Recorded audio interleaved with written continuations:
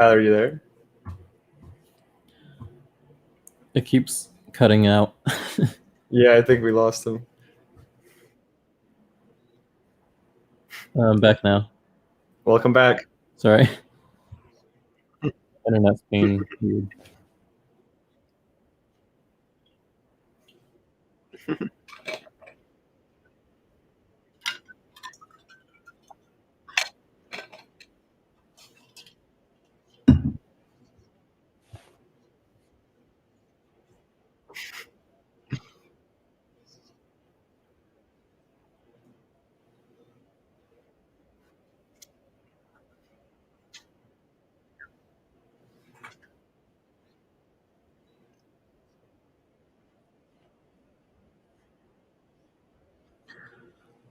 Fantasy class-based MMORPG, loosely based on MapleStory.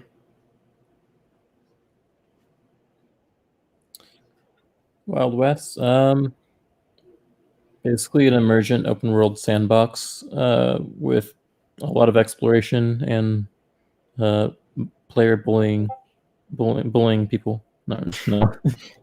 Player bullying simulator. Yeah. That basically sums it up, actually.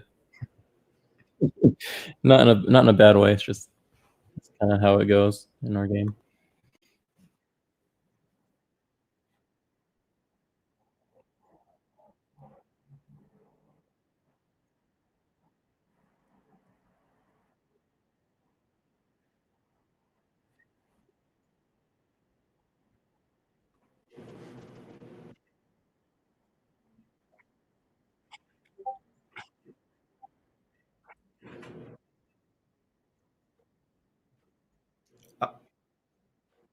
Hey, CJ, I think someone might be muted. I think you might be muted.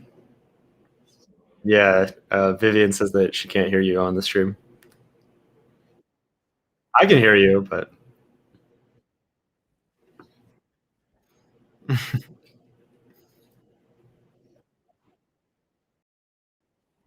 can't hear you.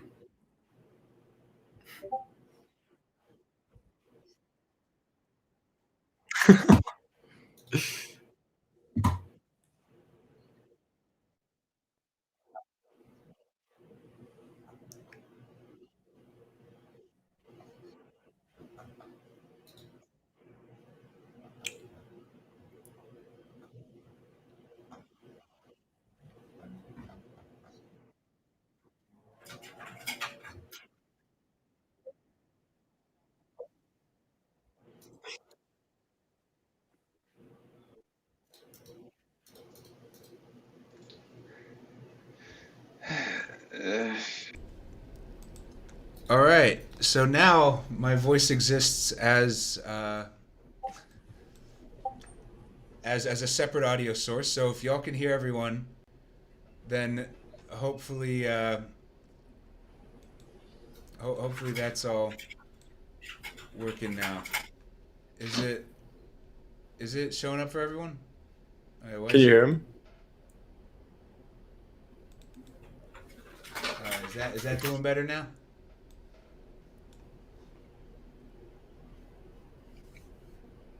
Hope so. Yeah. All right. All right. So y'all can hear me. Give me a thumbs up in the chat, please. I'm still muted. I'm getting a thumbs up from Vivian. Okay, wait. So y'all can hear me? Okay. Or no, thumbs up. Okay. Whew. Okay. Well, this is why I'm a game developer, not a live streamer. Okay. Yeah.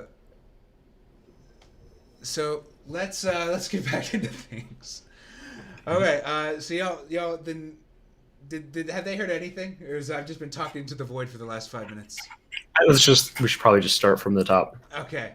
Welcome to Dev SOS. This is our last episode. Partially due to the fact that I'm getting busier and busier, and partially due to the fact that I'm apparently quite bad at it. Like, this is... Technical difficulties have shortened my lifespan in ways I cannot calculate. And so, yeah.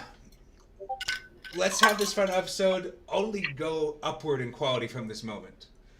And with us, we have Andrew slash Berezaa and Tyler slash Tyridge77. They are very talented developers, and just as last episode we were talking about more closed round-based games, this episode we're going to be talking about open-world games because they have a lot of different considerations. With a round-based game, you can more or less map out what you're expecting players to do at any moment. It's a lot easier to plan out beforehand. But with open-world games, well, we're going to learn that might not be the case. So yeah, let's see. How about? I know last time we had a lot of fun just talking about the games themselves. And I know we've talked a little bit about y'all's games already, but if possible, could you tell me again about how? I guess let's start with Andrew. Just because I can see your face, so like immediately, like I think talk to Andrew. He's making eye contact. All right, and so tell me about Vesteria. You tell us a little bit how making that was like, because it was an incubator game, so that was obviously a different environment than many people just making games at home. So yeah, go. So Tyler and I were actually accelerating / incubating at Roblox at the same time, so we got to see each other's games and development. For Vesteria, I mean, we just I saw a landscape of MMORPGs on Roblox. I think Swordburst was like the biggest, and I thought that it could be done a lot better. And so MapleStory was one of my favorite games growing up as a kid. I set out to basically make a 3D MMORPG loosely based off MapleStory in the incubator. And it was me, Polymorphic, and Skeleton. We had nothing going into the program. Day one, hit the ground running, and then like 2 or 3 weeks in, we already had our first MVP. And it was crazy. We didn't have a game design doc. We didn't really we had the minimum amount that we were required to present for the program, to make Deepak happy. But basically, we set our schedule for each month. We set our major goals, and then each week we would set daily goals, and those goals were in an Excel spreadsheet, and they were constantly changing. We'd present them to Deepak the week before, and then that's when they got finalized. But up until the week before, it was always subject to change. And we just we said we want to do trading on Thursday and Friday, and we just hammered it out like that. And yeah, 5 months later, we had a game, and we released paid access, and that's how Vesteria was born. Wow. Yeah. No. And it did very well. Yeah. So I just realized I forgot I knew I actually know Skeleton from way back. Yeah. He once I once paid him a considerable amount of Robux to teach me how to build. Yeah. How'd it go? I mean, he said that the stuff I built was very good when I was focusing on it, and he's been horribly disappointed in me ever since because I haven't used any of those skills on any of my games. Because you can't use showcase level parts if you wanted to play on mobile, but obviously you guys made it work. So I should maybe re-examine that. But no, very talented developer. What I didn't expect, he's so fast. He'll just make something I'll turn around and he'll have made an entire Russian bunker. Yeah. But yeah, no, very, very talented individual. So yeah, no, and speaking of talented individuals, Tyler, let's hear about the Wild West. I know you guys had said that you were in the same server thing, but I didn't actually piece together in my head that it was that literally the two games on the show came from the exact same class. So yeah, that must have been tough to compete with. Yeah, yeah. So Tyler, Yeah, the audio. Okay, yeah, audio works. Cool. Tell me. Yeah, so Wild West. our story basically is we started working on a separate game to fund our accelerator internship in winter of 2018, and that was Snowball Fighting Simulator, which was a smaller, just round-based PvP game. And then we used that money to get a house or get an apartment in California, and then do the accelerator internship with Andrew and them. And that's where we started the Wild West. The Wild West is basically a passion project for us. The biggest inspiration was actually the old Western games on Roblox back in the 2009, 2010 days, so a long time ago. I can't even tell you the names of them anymore, but yeah, I was basically just wanting to recreate that same kind of experience for several years and couldn't, because I didn't really have the know-how or the technical skills to do so until until we did it in our accelerator internship. So yeah, we were partially inspired by Red Dead 2 a little bit, but not as much as people like to think. It just happened to be very similar because they're both Western games.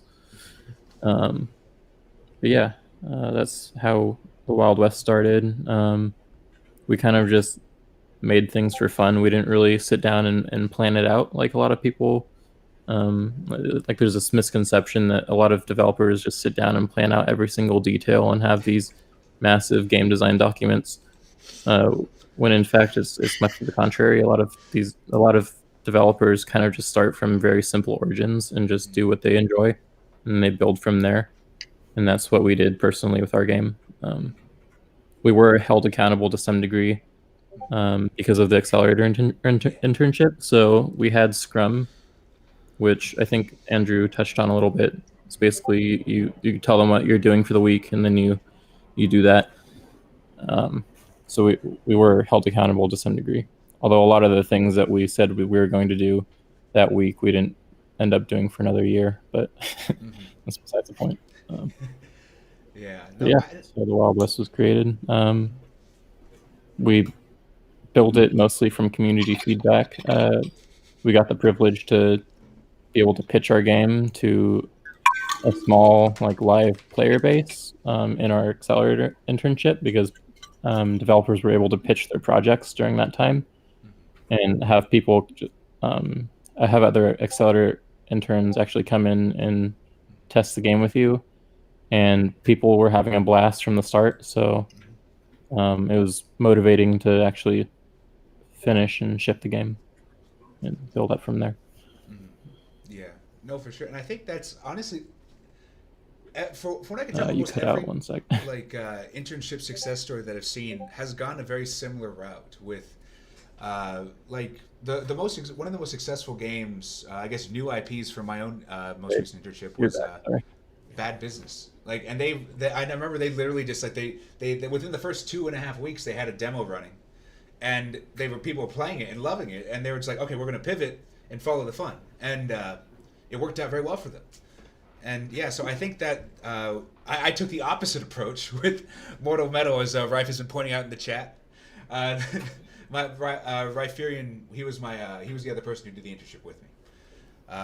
Yeah, very talented artist as well. Yeah, so because when you're planning all that stuff beforehand, it just locks you in. And my design doctor Mortal Metal was over 100 pages. And nearly a page for every 1,000 visits. Yeah, or a page for every. Yeah, okay. It was a very expensive mistake, but one that hopefully y'all can learn from. Design documents, don't bury yourself in them. They take a lot of time to set up, and they don't necessarily help you out. In fact, as you can tell, these two very successful, very talented individuals, they just saw the fun. They just said, okay, this is fun. They took from what they knew, especially, like, as you said, Maple's story was an inspiration for you, Andrew. And just knowing, like, what that's supposed to feel like, and then being able to get something fun and compelling early on, that can really help you, like, know whether or not you have a good game from the start and be able to keep building off of it. So like, when did y'all realize this game could be really successful? Like,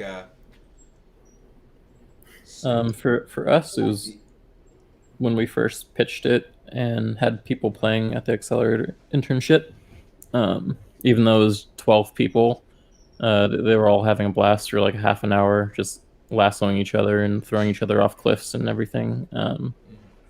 And to this day, even though that was one cliff, one little tiny area, one item, which was a lasso, to this day, that remains to be like the core pillar of our game. It's just a social, emergent PvP game where you can just do kind of ridiculous things to each other.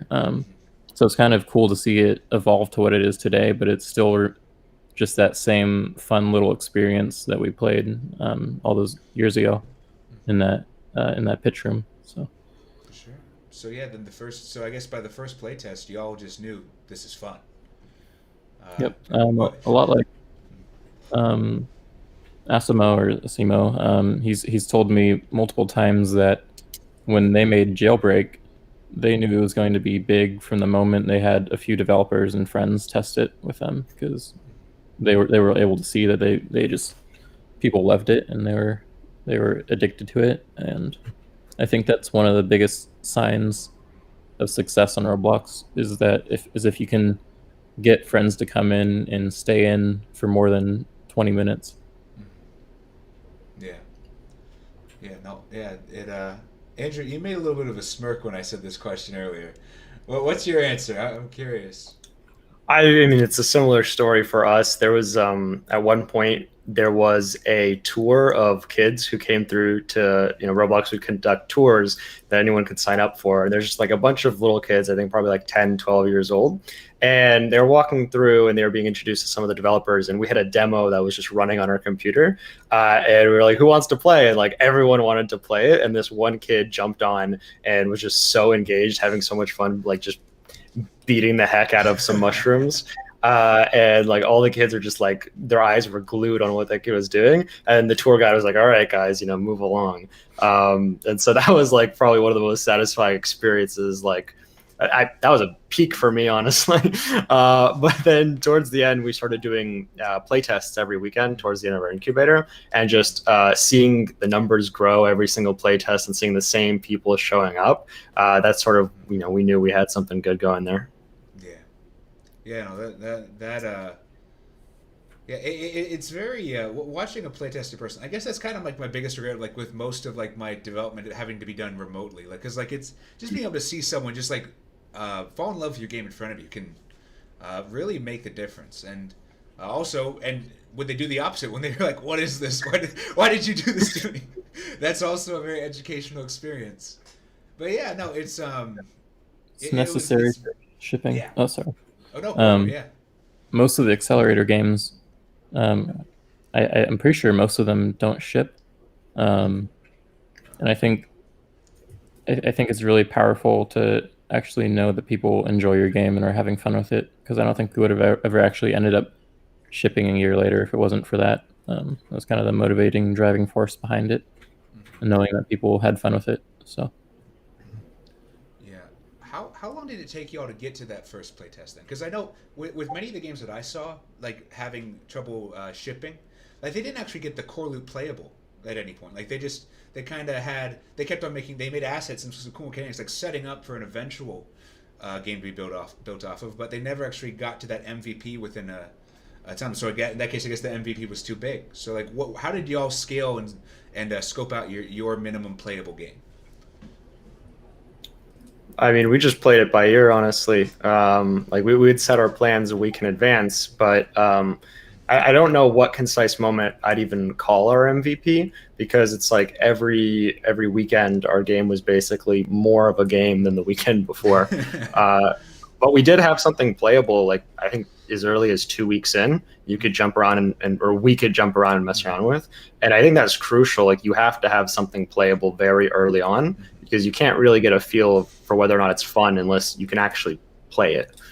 Even if it's not ready for the public yet, being able to show it to someone else is huge. Yeah.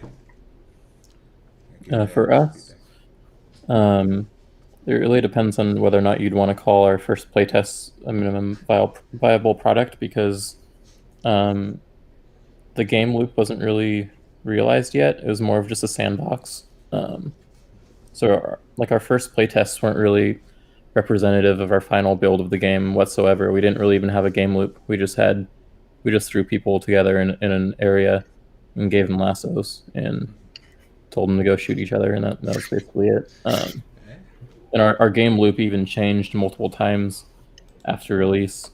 At first, we were doing a very like a team-oriented approach, a lot like Jailbreak. We had like the criminals and the officers of the law and stuff, like lawmen. Yeah. But we actually went away from that game loop and got rid of teams and changed instead to a bounty system. So I don't really think your first playtests need to be representative of your game. They just need to have a lot of the same social core pillars and elements that make your game fun. Mm. Because ours, like I said, ours was just a little sandbox. So Oh yeah, no, yeah, and like and actually I'd say that's probably why we play test because the final product will be different. Like I always think of it as like I'm driving a car with my eyes closed and playtest allow me to briefly like squint at the road, and so obviously the more you can see where you're going and be able to react on like your environment and like what the actual situation is, that can be very helpful for shaping the final game. Even if the initial product, as you said, is not that final piece, that final game. Yeah. But yeah, so I guess, but in terms of talking about games, I think we do have some games to play today. If y'all are ready for that. Yeah, I guess. yep. Yeah. All right. Yeah. So let's see. First game for today, and also, but before I get into the games, I would like to thank our amazing sponsors for providing the funding for the prizes this episode.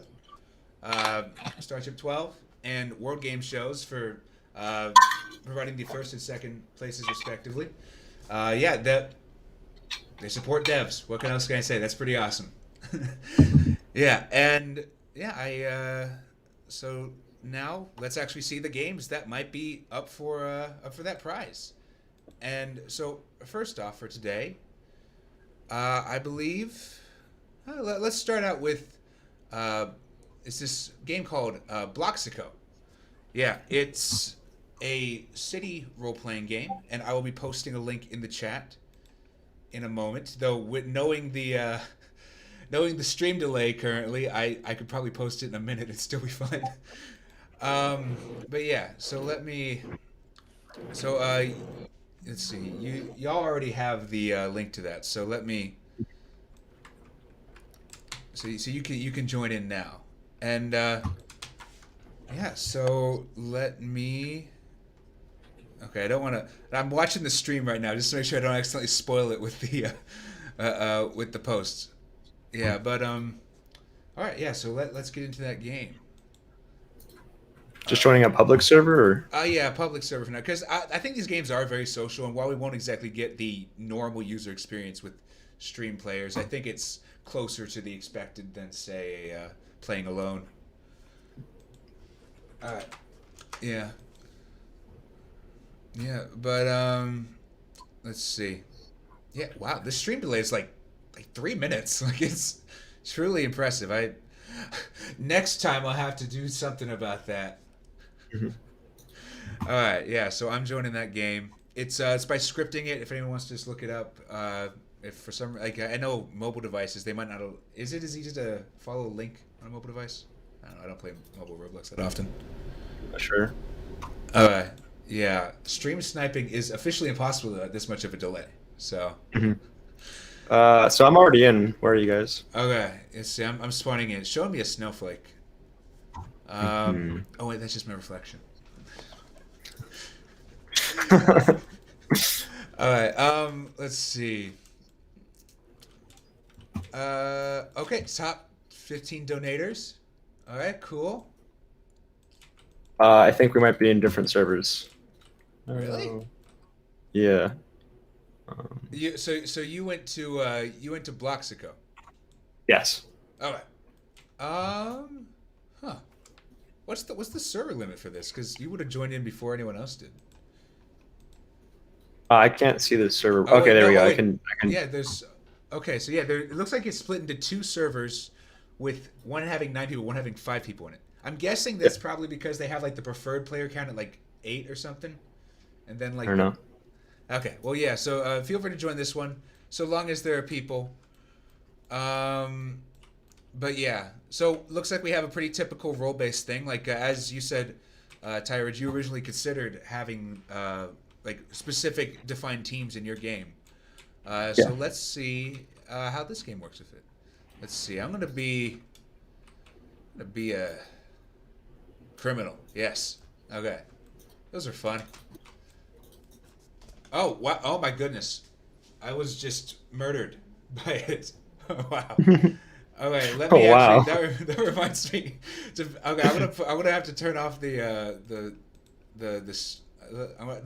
game captures there, but I've had the logo over it the entire time. Yeah, but no. Oh, and I was instantly stabbed, as is the life of a criminal. Okay, I'm back in. There was a lot of blood where I once was. Um, okay, So I guess. I'm a scientist, and it looks like I've spawned in Area 51. Uh, Okay. As all the birthplace of all scientists. yes. Okay, so we have some criminals. Okay, so this looks very much like a jailbreak type game, because we have even in the building style. Like I said the buildings themselves look very reminiscent of the sort of low poly, matte aesthetic that jailbreak uses so well. Yeah, I mean it's I think it's pretty well made. Just looking at it, like I'm liking the vehicles. The map is beautiful. Yeah, I've already commandeered a UFO, so I'm gonna try to find you guys now. Look for a flying saucer in the air. No one will ever believe me if I see one. Cruising around on a lake with my jet ski and AK-47 right now. Nice. Oh, I think I see you. There's snow everywhere. That sounds like pretty cold for jet ski. Are you near a shipping container? A lot of criminals are. Yeah, I think so. Let's see. And apparently Tyridge associating with criminals. Oh, actually on the same team as me. Let's see. Yeah, no, the map. I think the map might be unfinished because I'm looking at this side right here, and like just sort of the road just suddenly ends. But I don't think that's too big a problem. Like, I don't know. There's a long list of good Roblox games that just sort of end in a sudden void. Like. So my UFO has sunken into the ocean. This will really confuse archaeologists. Yes. Okay, so I'm at an airport. Okay. Yeah, I mean, like, this seems like a nice enough map for, like, role-playing activities. So, yeah, I think the question is, what's up? Like what? Because, obviously, I think this game did not have any players in it before we arrived. And I've driven my truck into a lake. Okay. Such is life. Yeah. Such is why I don't own a truck. Okay, we'll just leave that there. It's floating. Like I guess those big truck wheels, they're double as pontoons. Ryan, I swear if you kill me on stream. Okay, let's see. Yeah, no, the map, I think I said earlier, I don't remember if it was on stream or before the stream, but the map is one of the most important aspects of a role-play open world game. Like, it's open world, so the world's got to be interesting. And I think they have succeeded in that here. Let's see. And well, I always forget the name for this, but isn't it that it's like landmarks or like keystones or touchstones or something? It's like big visible areas on the map that you can see from far away where people will congregate. Does anyone remember the word for that was? Or... Landmark, I think. Yeah, landmark is probably the most accessible one. Yeah, but no, like there are these landmarks. Like I see a big skyscraper. The bridge is another one. Yeah, so I feel like people should be congregating. What do you think of the criminals spawning not in jail? Because it's obvious that they've definitely played Jailbreak. I'm not saying that they were like trying to mimic it necessarily, but like it's a very similar experience, and it's a big enough game where they kind of had to have played it at some point. But obviously they didn't have to go spawn in jail.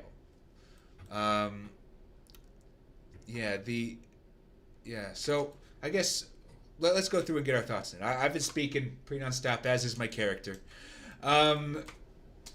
Tyrage, what are your thoughts on it so far, having built an open world game yourself? I think the map is nice. I think honestly, for an open world game, I think a nice map with things to explore is probably one of the most important parts. I think that's more than half of it. So I think they have that going for them. I don't, as far as feedback on other things go, I don't really know what I'm supposed to be doing. So I think first time player experience is kind of is a little bit poor. And I'm not even saying I'm that great at that myself. The Wild West is pretty infamous for not having the best first time player experience either. But different in that game because we have a social hub where people can come together and kind of teach each other how to play.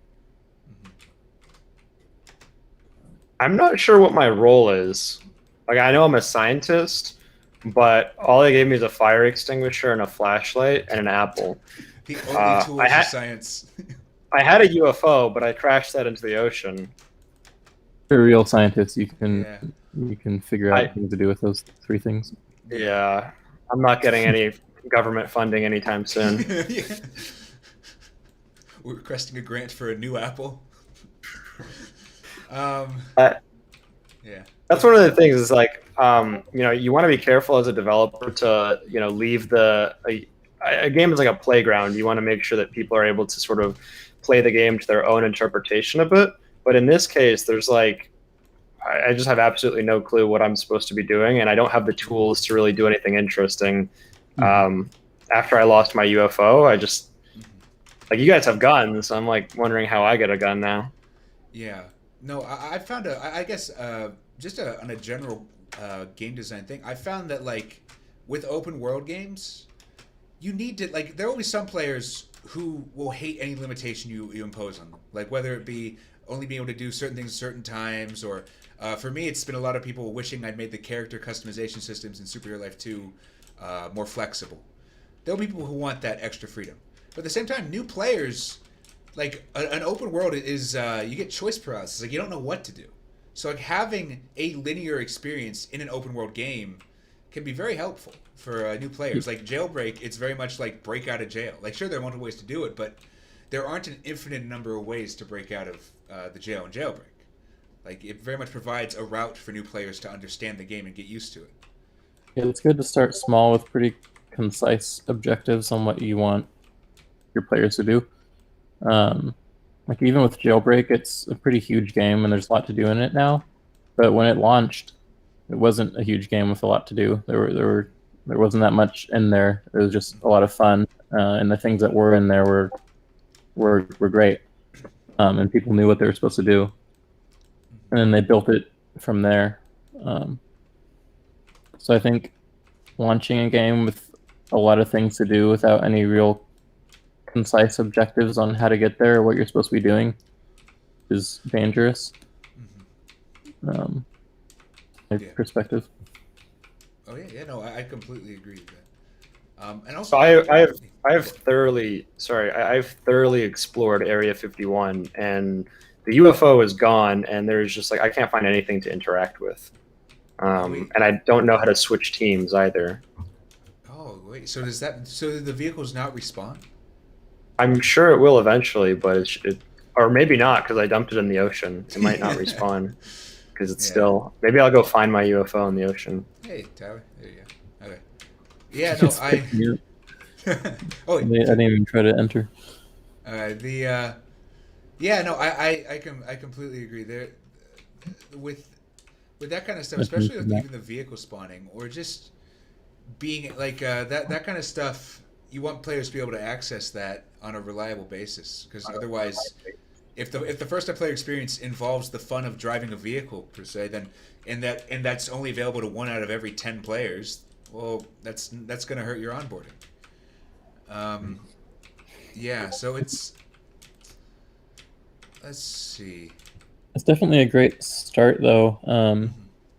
I think there's a lot of power in building a game from a sandbox. Like I said earlier, that's kind of how the Wild West was created. There weren't any concise objectives from the start either. We just kind of had all this different stuff that we built and then threw together, and then built the game off of that. So, hey there. That's the route he's going for, and I think that's feasible. I'm gonna rejoin so I can change my role. Oh yeah, yeah. Is there no role changing options in it? I don't think so. Okay, yeah. Well, then that's definitely something that they should add, because doing the same thing for too long, like. If you're gonna make a game with multiple roles, you want people to be able to access all of them, not just once at the very beginning. Let's see. So one other thing which I'm curious what y'all's take is, because I obviously I think a lot about player motivation in my own little interests in game design. So what do you think should be motivating the players in this game? Because obviously there are games like what was the one we were talking about earlier? Was it let's see, there's what was it called? I swear. Brookhaven, RP, where that's very much like a role play focused game, where it's like there's not really combat mechanics. I don't think there's not really any competitive gameplay. But then you compare that to a game like Jailbreak, where there very much are stakes and like there's a core loop and there are these more structured things, and they bring in very different types of players. And so what I see here is an odd mix of the two concepts, because it has sort of you can tell it's going for some of the more general like unstructured roleplay in the fact that it just gives you all the tools at once, like and then you can use any vehicle you want. There's no paywall there, so that makes it a lot easier to like fulfill your dream to like drive an SUV into a river or whatever. Yes, it's the ultimate fantasy. Yes, one day. Reckless driving. My developer ambition is just to drive my Tesla into the water. All right. Well, something that stands out to me is just a lack of set pieces in the world to interact with. So both Brookhaven and Jailbreak, they have lots of stuff in the world that you can interact with. I mean, robberies are the most obvious example, but even breaking out of the jail, you can get a key card you can steal a key card from a cop, which gives you access to, the armory where you can get all of the police's weapons, and you can use the key card to help break other people out. And so the emergent gameplay really, it comes from having rules in the form of set props in the world that you can interact with under certain conditions. Whereas here, they just sort of give everything to you depending on your role, and there's not, like, I haven't found anything in the world that I can actually interact with, and my role doesn't meaningfully affect me besides just what I spawn with. In this game, I think this game could actually, like Tyler said, like, they got a great map going for it, and you can tell they're going in the right direction, but they need set pieces, and the roles need to like meaningfully like do something. It doesn't need to be like predetermined actions, but as a scientist, I'm pretty sure I spawn with the same fire extinguisher, flashlight, and apple that a police officer does, but I don't get any of the weapons, and I just spawn in a different area, and there's nothing to do there besides the UFO. I think that like Royale High, I attribute its massive success to just the huge amount of interactables in the world. Like when you play Royale High, there's so many different things that you can interact with and affect in the world. And I think for a game like this to succeed, it needs stuff in the world that you can interact with. Yeah, there's not much of a point of having an awesome big map if there's not much to do in it. Like even the Wild West, when we launched, we didn't have this massive crazy map or anything, but the things that were there led to a lot of emergent behavior that made the game fun, like hilarious to play and fun to play.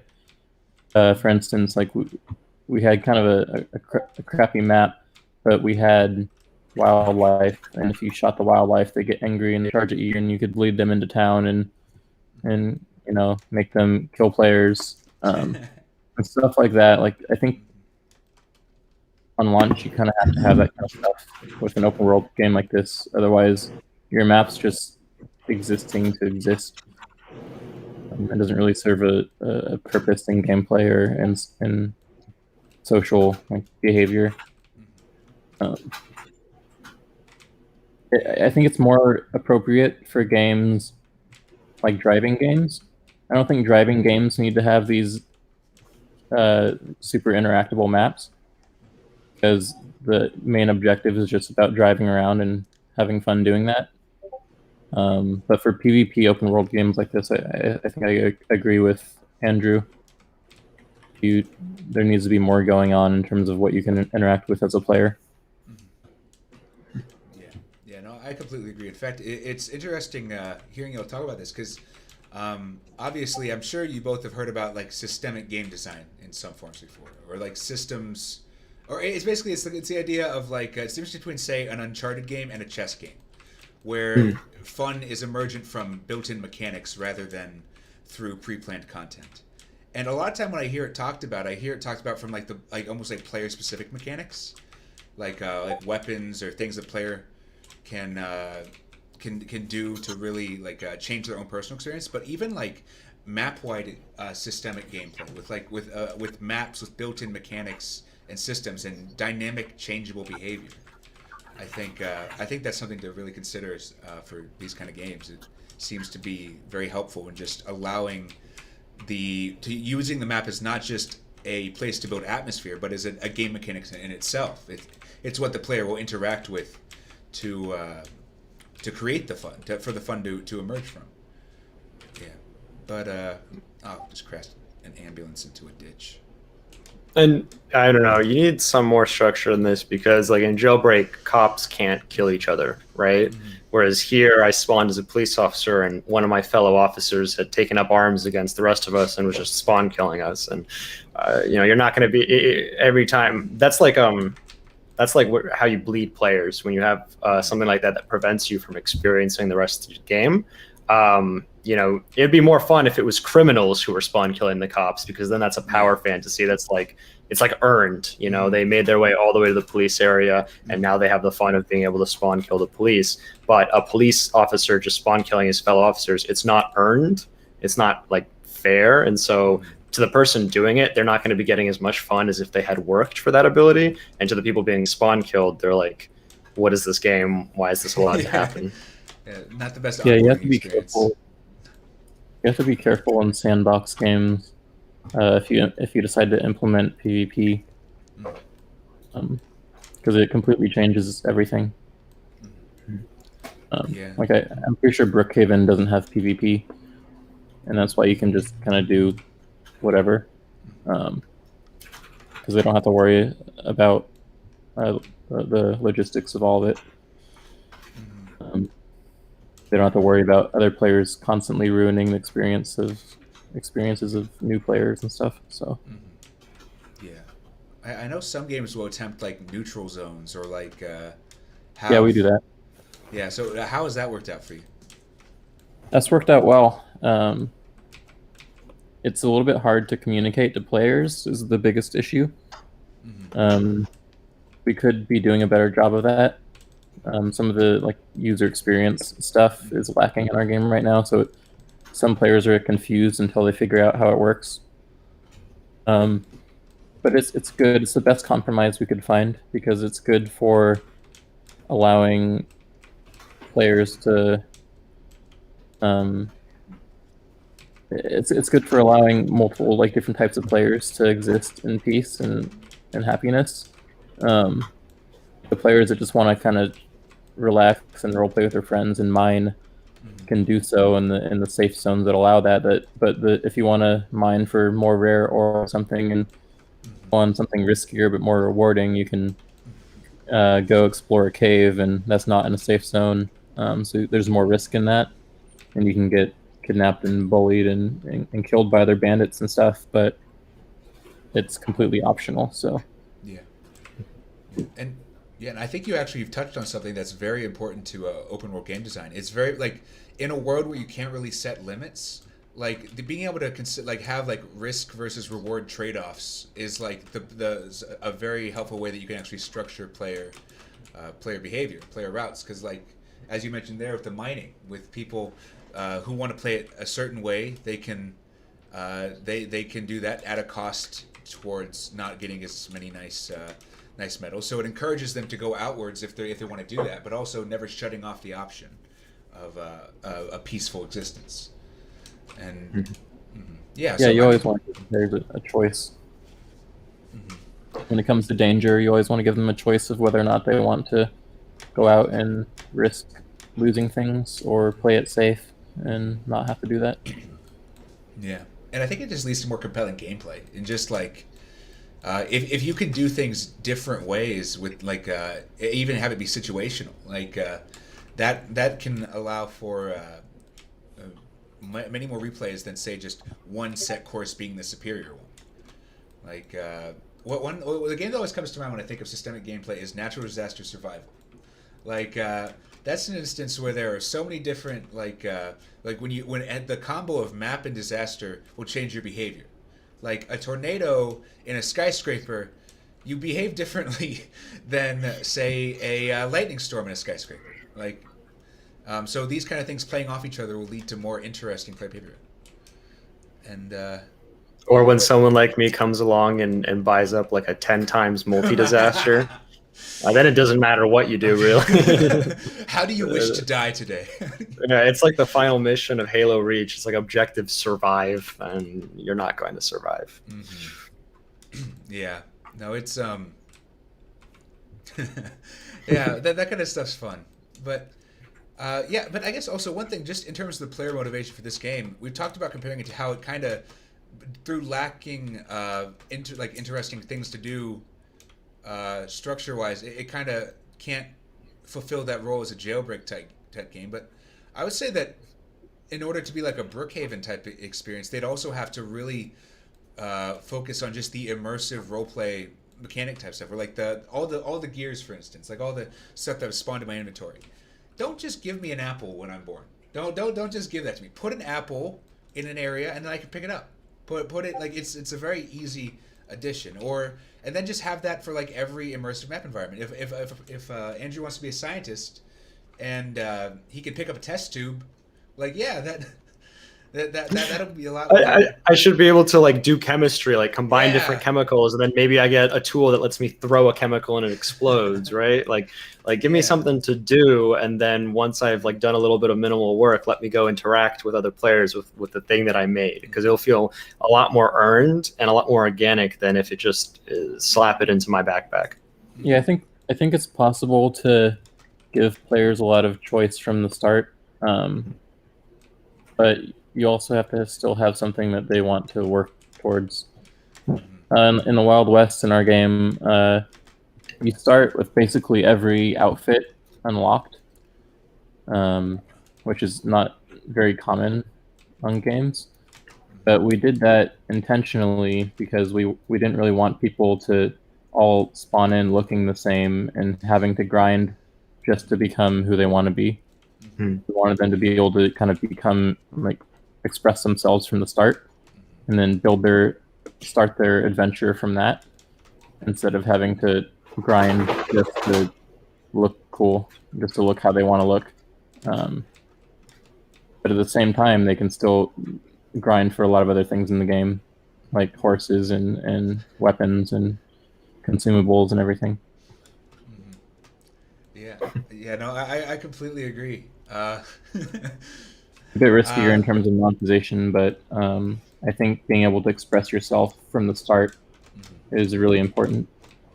Oh yeah, yeah. Well, I guess that brings up a question to me though, because monetizing your core loop, because it seems like it almost feels like a snake eating its own tail sometimes. Because I Superhero Life 2 core loop was not monetized. The monetization happened in a separate area, but because of that, it had a lower average revenue per user than we were hoping. And then so Superhero Life 3, I monetized the core loop, and that obviously we got the inverse: higher average revenue per player, not as many players. So I know both of y'all have built-in progression systems which use in-game currency, which you can earn through playing the core loop.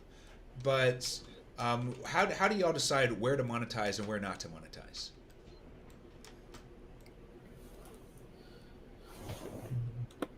Tyler, you want to? Uh, I can take this. I mean, yeah, you go first. I gotta think about it a little bit.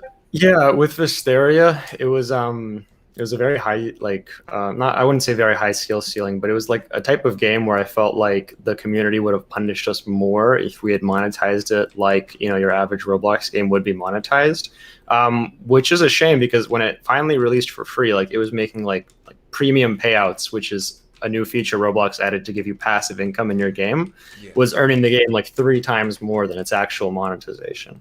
And so like there's a couple of different strategies you can do as a developer. You can only monetize the aesthetic parts of your game, like let people pay for premium visual effects. But I'm personally not a huge fan of that one because it creates a clear visual divide between your paying and your non-paying players. And as people are increasingly just trying to hang out and vibe, it's not really that satisfying for the paid players to just be so visually distinct from everyone else. And then the other side of it is like the pay to win, where you can pay to get an advantage on everyone else. And like people don't like pay to win. Like people don't like when it comes up in conversation. But pretty much like all of the top games, their form of monetization is you have one currency, and you can earn that currency and you can buy that currency, which is strictly pay to win. It's pay to skip, honestly. But that's the model that's like the most successful. The challenge is like, how do you put that into I think for a game like Wild West and for a game like Visteria, what I wish in hindsight I had done with it is, you can pay to get ahead, but you can't pay to get something that a non-paying player can't get. And I think that non-paying players, like, as long as they feel like they can, through time, effort, and skill, and maybe a little bit of cleverness, if they can achieve that everything a paying player can achieve, they're going to feel a lot more comfortable. Even if if someone comes in and they spend 100,000 Robux on your game, they should be able to have a lot of fun with that, because games are very difficult to make. They take a lot of time, and the worst thing that you can do as a developer is be so afraid of having your gameplay affected by monetization that you let your game be developed for months and months and months without really thinking about monetization. And then if you do try to implement it the way you should have from the start, you're going to get pushback from your community, and it's not going to look good. Whereas if you had that exact same monetization from the start, no one would have cared. So I think that I think developers, it's a really tough job to be a developer. Developers deserve to earn a living from their games. And I think that you should be really careful as a developer not to shoehorn yourself into a position where your hands are tied and you can't effectively monetize your game. Yeah. Because I think that's what happened with Hysteria. I mean, just look at all the top games. They basically overwhelmingly have a single currency that you can earn or you can buy, and players are fine with that. So yeah, I'm very hesitant, for games that primarily monetize aesthetic. But that's my personal opinion, and I know that's a contentious opinion. Oh, yeah. Everything to do with monetization is contentious. Yeah. I mean, it's better than loot boxes, but oh yeah. The Wild West is kind of an interesting case, because we could be doing a better job monetizing it, but we've also still done really well. And it's a bit interesting because we don't really have a currency system in place yet. Mm-hmm. But after the egg hunt, after we started doing well after that, we still were sitting on top earning for a while, and a lot of smaller games still sit there too, like Rogue Lineage. And I don't think, I guess the point I'm trying to get to is I don't think monetization is as kind of black and white as people like to think it is. I don't think you need to design your game a certain way to ensure that you're getting more money. I don't really agree with a lot of the games that try to just create games to make money as their primary motivator. They usually don't last as long term. And the Wild West is interesting because, like I said, we don't really have any dev products yet besides a way to increase bank slots, but we've still done well. And I think the purpose or the reason behind that is that we still have a very invested, loyal community. And the reason that they're loyal to our game and the reason that they spend whenever we have something for them to spend on is because we never let them down in terms of making the game pay to win. And we've stayed pretty true to our vision and our community from the start. I think it's really important for monetization to build a game that your players love playing and respect. Because a lot of people kind of underestimate the power of a loyal spending community, even for smaller games, especially with aged up games like ours, because there ends up being a lot of whales, like a lot of players that spend a lot. Yeah. Because they're very invested into the game. Mm-hmm. And you usually don't get that quite as much if you try to just make some cash grab, in my opinion. Mm-hmm. Yeah. Yeah, no, I completely agree. It's definitely you know what I always think of in these kind of situations. I think about buying Lego sets as a kid, because with that, like when I was a kid and we'd go to the store and I'd save up money to get a Lego set. On the drive home, I wouldn't be thinking, "Oh, I just spent $20." I'd be thinking, "I just got a Lego set." I'm like looking at the box and I'm thinking how great it's gonna be. Like it was a positive experience.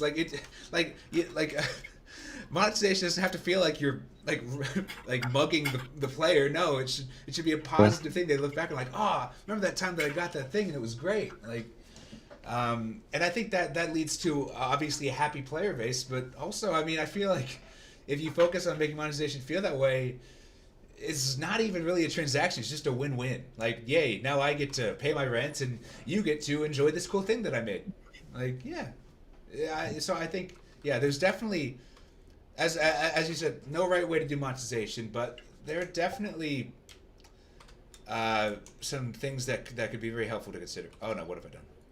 Yeah, and I don't think that it's wrong for developers to develop games for the sole purpose of making money. It's just never been something that I was necessarily that into. And I think that my goal is basically to let people know that you can still do very well without having to sacrifice your like personal integrity, I guess. You don't need to make a cash grab to do well. It's a balance between giving players that newly purchased Lego box experience, like making the paid play, like you have to give the paid players something that makes them really happy. And a lot of developers, in trying to avoid pay to win, they sell stuff that just isn't particularly appealing, and then you get something that's even worse. You get paid players who aren't happy about their paid purchase.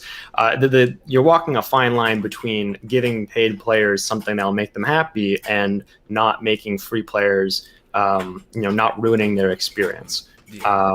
And I think that it's really easy to, fall off that tightrope and end up in one of two, for a game, equally bad areas, which is your game's blatantly cash grab, which is really just means your free players aren't having a good enough experience, or the opposite, where the free players love your game, but there's not really serious incentive for people who want to spend money, who are willing to spend money to do so.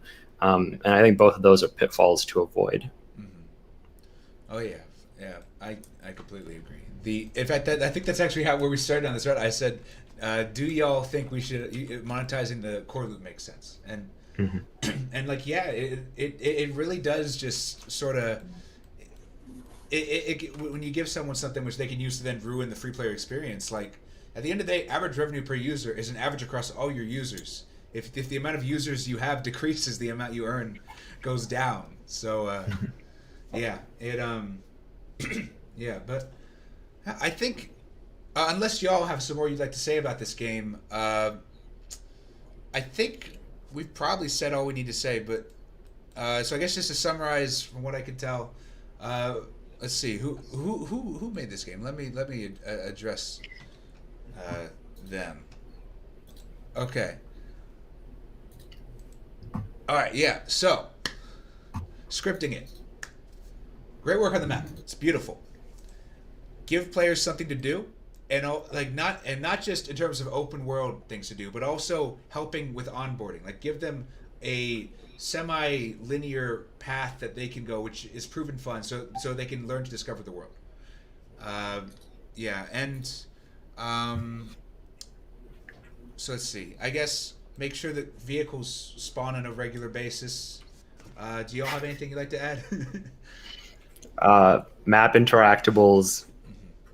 Interactables. That's all I want to drive home. Separation between a game and a movie. game, you can actually interact with it.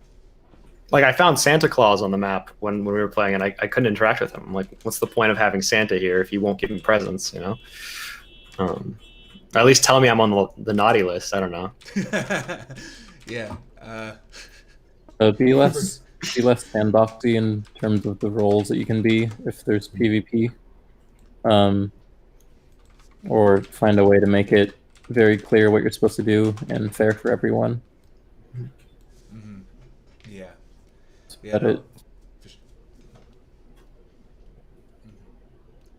Like spawn, yeah, the example back to spawn killing is that if you have to work for it and earn it and spend time in order to be able to spawn kill, that's fine for everyone. But if you can just spawn kill immediately, it's not fun for the person who's doing the spawn killing will get really quickly bored, and the people being spawn killed will get angry because it's not fair. But if it was a situation where the criminals, if they pull off some maneuvers, they can effectively spawn kill after a lot of hard work and effort, then it's more satisfying to everyone involved. Yeah. So like, be careful. It's like you don't have to remove that from your game, but structure in a way that it feels earned. Yeah. And just general balance like that as well. Like for the instance of spawn killing, you could have some very simple stuff like out killing. If you kill a police officer, you just permanently on the criminals team for like the next 15 minutes or something. Yeah, you could do if a police officer kills another police officer, they're put on the criminal team. If it's like an accident, I don't know how you determine that, but yeah. Maybe give them a stern warning, and then the second kill. I don't know. You know what would be nice? I haven't seen this in any role-playing games for a while, but like a court system, like because people want to play lawyer. People want to play lawyer. Like, Your Honor, they didn't mean to discharge the gun 20 times in their partner's back. Yeah. Mm-hmm. Okay. No. But yeah. So yeah. Anyway. Yeah. Best of luck to the game. All right. So let's go on to the next one. Okay. So let me. Okay. So our next game is. Let's see. This is Quest Royale. It's a more of a fantasy experience with, let's see, the focus here being to go on quests. As I know Vesteria has a few quests. You'll have to tell me how that all ends up. Let's see. You'll have to I'm sure you'll give some helpful advice in that area. Yeah, let's jump in. All right. So here's the link, and with that, let's see. So with that, I will jump in as well. All right, by Lord Brady Rocks, and then this time I won't wait 5 minutes to actually show the game. Okay, is that popping up? And we got into the same server this time. Hey. Let's just see if Tyler can get in here before the server fills. Oh yeah, so it's a race. It's got 20 people, so I'm hoping. Let's see. Oh, this is a really interesting map. Oh yeah, no, I was telling you, like this one when I first went to it, was like this. They're trying some interesting ideas, so I want to give them credit for that. It's not. I haven't seen this game before necessarily, and that can really help out. My adventure starts now. All right, let's see. How about actually? I want to move this window over here so that I can actually look straight ahead when I'm playing the game. All right. Are these animated textures? Oh, that is so cool. I found like a secret room behind the spawn. I don't. Oh my goodness. I don't know what it's for. What is that? How did they?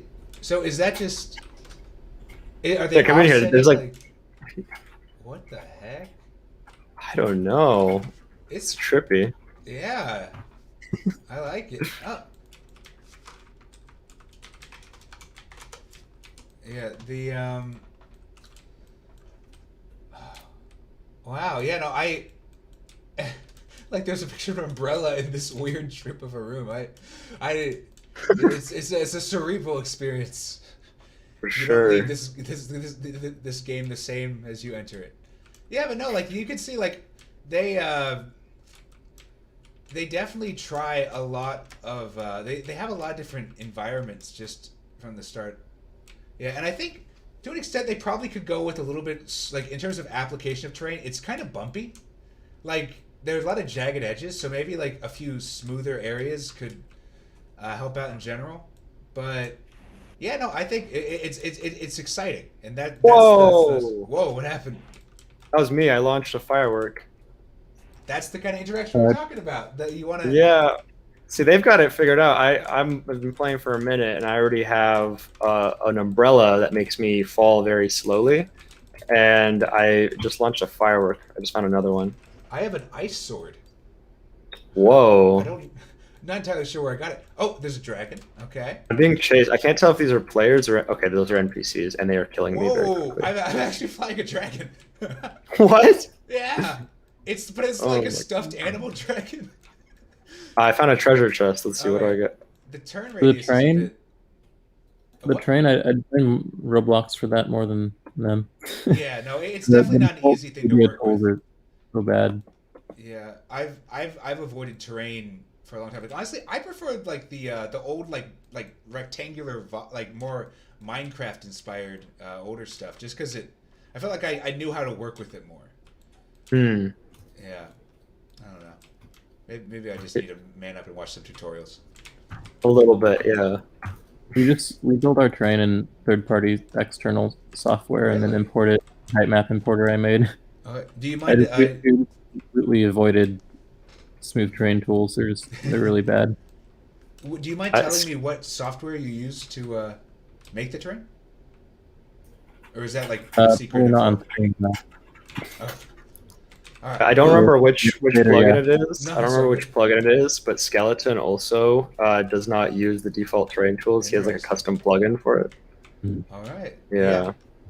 I'm hoping they continue to build up that plugin market, because I've seen some really quality tools come out of it that have helped me a lot. It's just right now, yeah, it's just it's like the actual like finances of it. Like I think like, okay, if I spend 50 hours making this plugin, and 1,000 people buy it, and I price it at like 100 Robux or something, like it just the math becomes a little bit narrow. Yeah, so I hope that they really get subscriptions going, because I feel like I know nobody likes Adobe, like nobody wants to pay Adobe a bunch a month, but like for certain plugins that are like really good and are constantly maintained and improved, I'd be okay paying a monthly subscription for them if it means I got better plugins available. And but yeah, that maybe I'm in the minority here. It's See, I think the model for whoa, I'm in a hot air balloon, but it's totally crashing. I personally think the model for plugins. I know this is totally off subject, but you know, the open source community has sort of figured this out outside of Roblox. Is that the plugin is free, but you can donate whatever amount you want to like support the development of the plugin. Because like if it's just paid, then you're gonna lose out on a lot of users. Like WinRAR figured it out that if you just let people use it for free, like it keeps threatening you that your free trial will end, but it will never actually end, and it just sort of guilts people into paying for it. You know, like I know that there are some plugins that are so amazing that everyone should be able to have access to, and that personally, as a developer, I'd be willing to, you know, donate 1,000, 10,000, sometimes even 100,000 Robux if the plugin's really that great.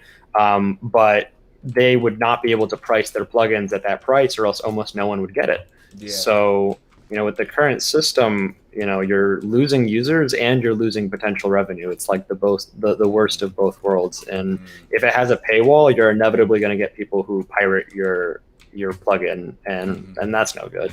Yeah. Yeah. No. Then actually, I think you've changed my mind. Yeah. No. The pay as you like kind of system. I know even like it's been around for a while. Like I know Doom, the id Software, their first games were made.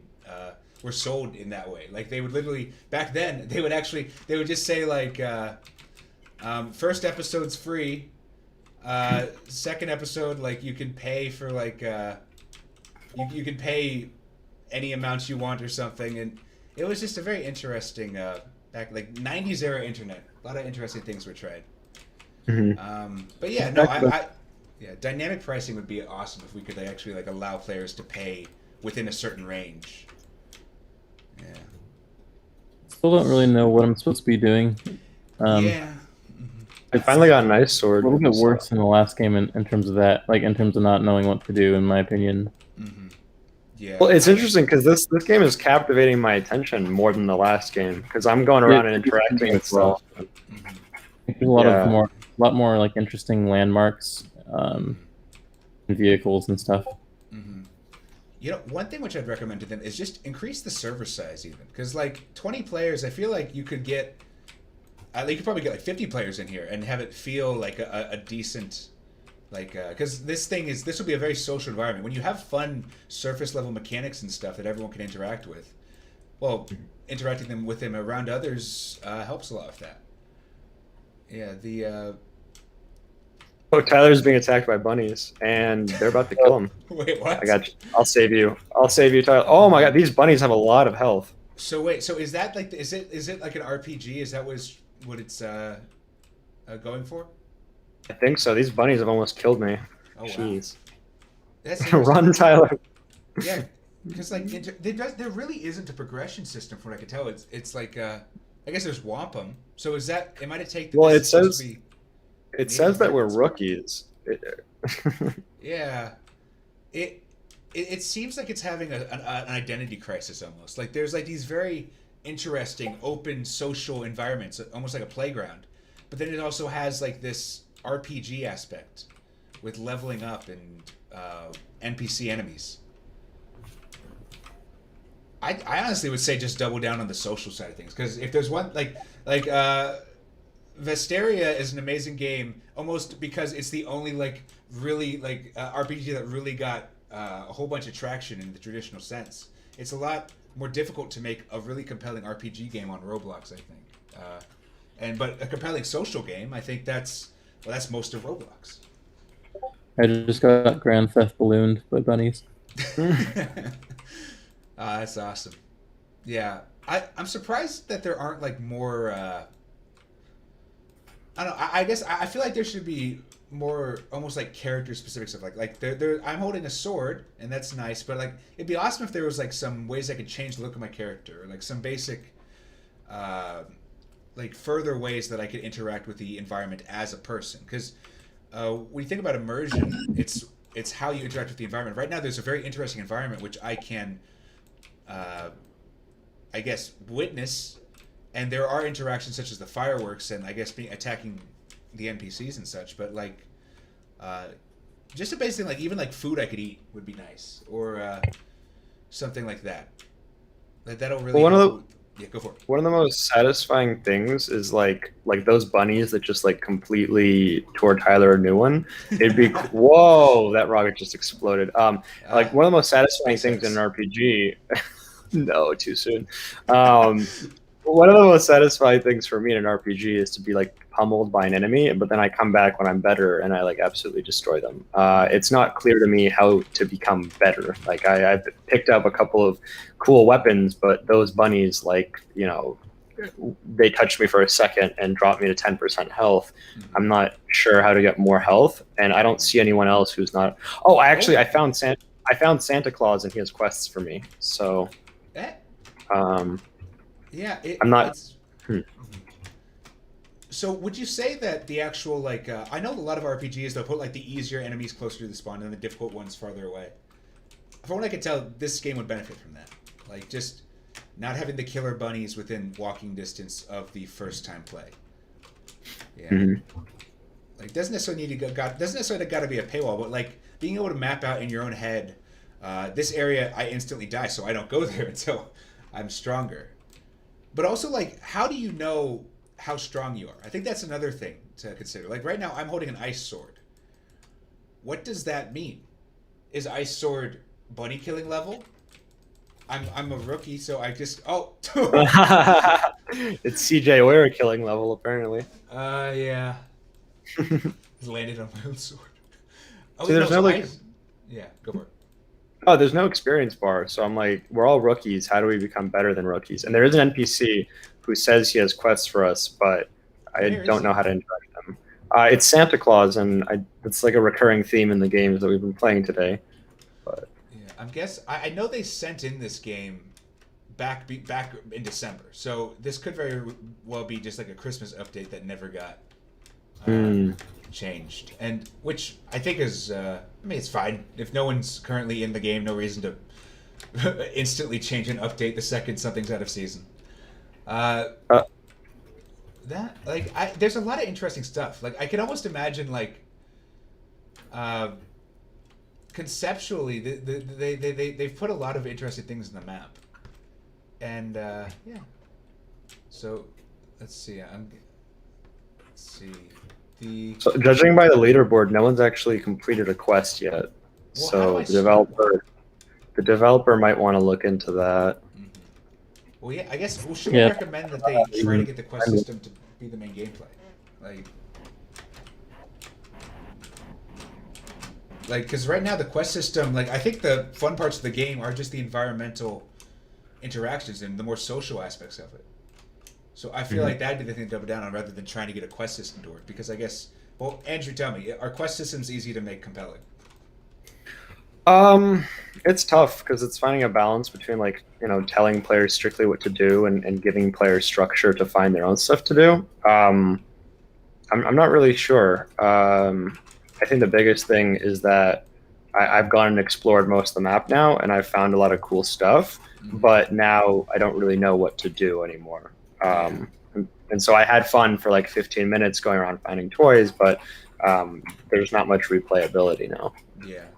We don't have any real quests in the Wild West. We have kind of like fake quests right now, which they're more like daily objectives designed to teach new players about the game.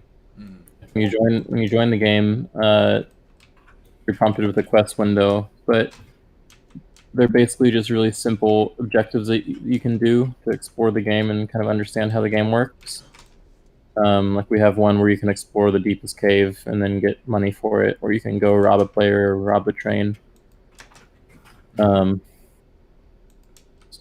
those have done pretty well for us. We can see that directly with like YouTubers making videos about our game,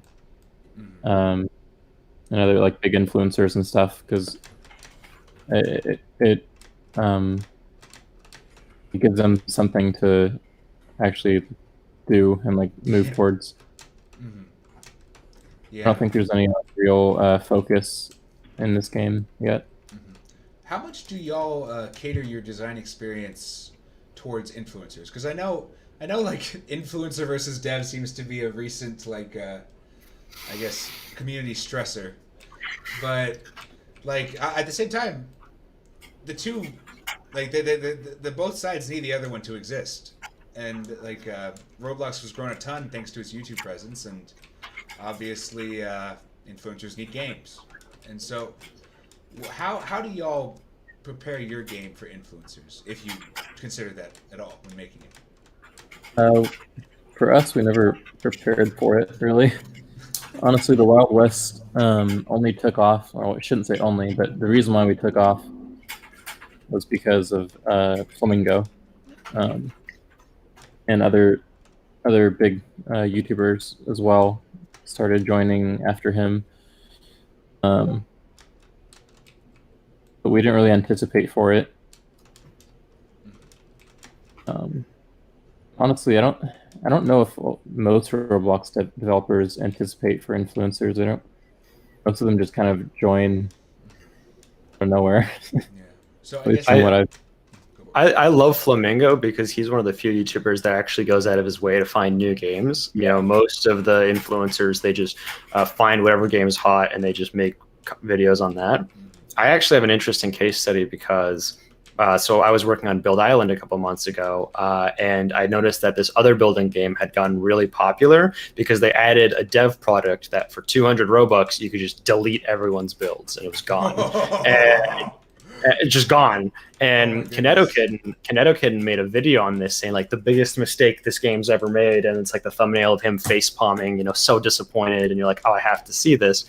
And it was just, yeah, you spend 200 Robux and you can delete everything in the server, and then people start crying. He made a whole video on that, and the game blew up, had like 10 times our players, even though it was a really simple building game. So I actually thought to myself, how could I innovate on this? Yeah. And so I dug up one of my old free models, Mega Nuke Destroys Everything. And I made it so for, I think, like 800 Robux, you could activate the nuke, and it has like this drawn out sequence where it's like, doo-doo, doo-doo, and like the missile flies up into the air, comes down, and explodes everything. So I innovated on two ways. One is that it only it blew up the server and destroyed everything in the server, but when people went and joined a new server, their stuff had still saved, so it didn't actually wipe people's stuff. Okay. But it was really dramatic because it blew up the whole server and ended the server. And 2 months after I implemented that, Flamingo made a YouTube video, and the video was I blew up her stuff with a nuke, and so that was actually a case study situation in which I identified something that had made a game popular with an influencer, and I innovated on that in a way that Flamingo, without being prompted, came and made a YouTube video on it. So I think that in that way, it's possible that like if you make content that would be really entertaining for video or stream, you could probably get influencers to play your game. But it's hard to like influencer relations is not something that you can really do as a new developer. Yeah. Yeah. You just gotta It's a little bit off topic. Go for it. Oh, sorry.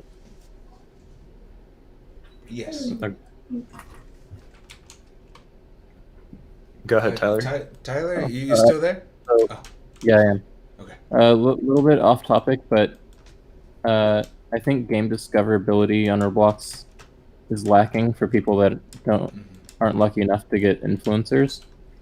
I know I've talked with you about this, but I really think that a tagging system like Steam would really help that.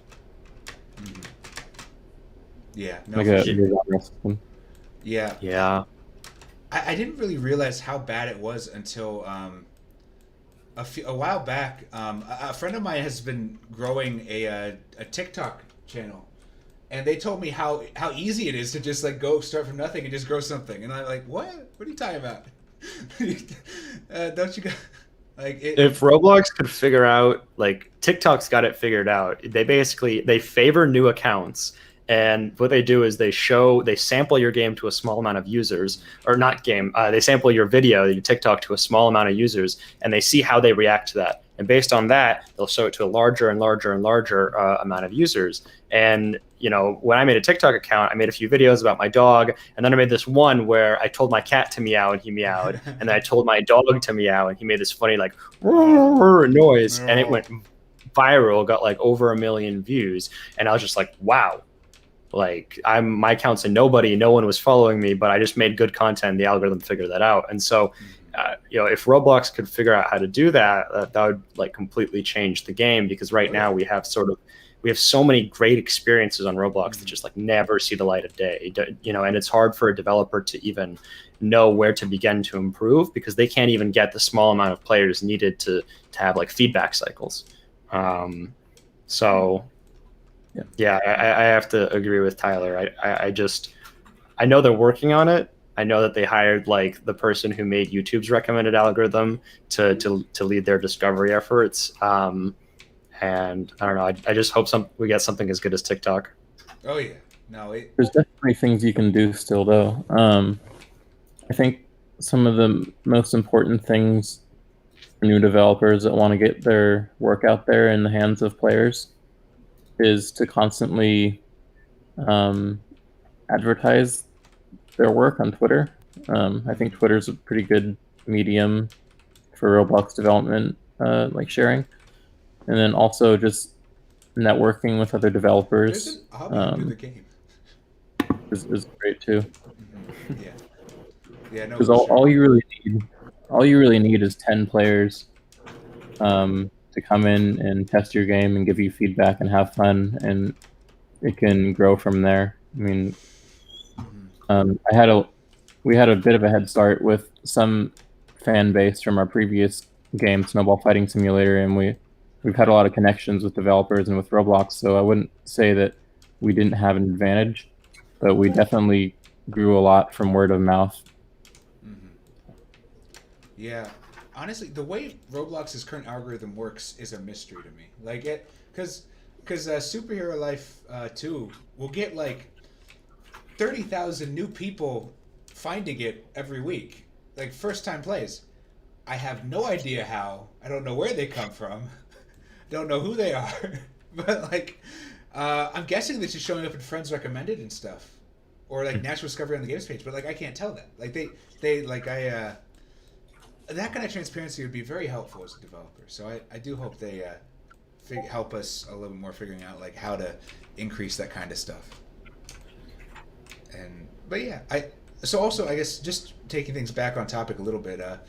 Do y'all have any final things to say about this game? I've just kind of been messing around for a bit, and there's a lot of interesting stuff to be found. I guess it's just I think one thing that they could do is invest a lot more in like social mechanics that like build off of multiple people being able to do stuff at the same time. Like I think that would be very helpful for a game like this. But yeah, it's very interesting. I hope that they continue to refine the ideas and let's see. What would your recommendation be for the quest system? Hard for me to give much feedback in general because the map is cool. There's interesting places to go and explore, but after that, like there's no real structure to this game. So it's really hard for me to give feedback because I don't really know what they're trying to go for. Yeah. I think this game is a great first step. I think their head's in the right place, and I would honestly start a new game at this point because this game is just like it's clear there's just a lot of ideas thrown into it, and I think that try doing that again, but maybe with like a little more structure this time. But I genuinely had fun going around.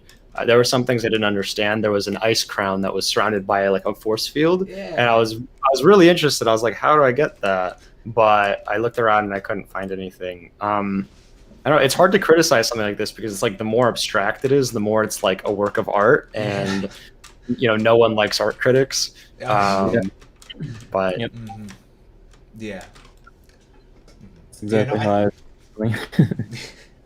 I want to sound like a nitpicky, guy, but I just don't understand what the game is supposed to be, so it's hard to figure out what needs to change. Yeah, I think that's definitely. I definitely agree. So to the developer, let me look at the name. To Lord Brady Rocks. You have a lot of interesting ideas. Great job. Figure out a core loop. Figure out who your target player audience is. Like what do they like? What do they enjoy in the game?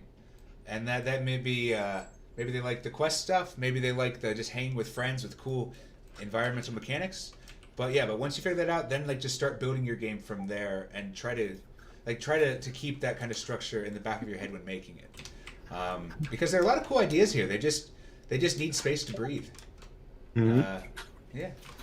All right. So I guess to our final game, which we're probably gonna call it. We're probably gonna keep it a little bit.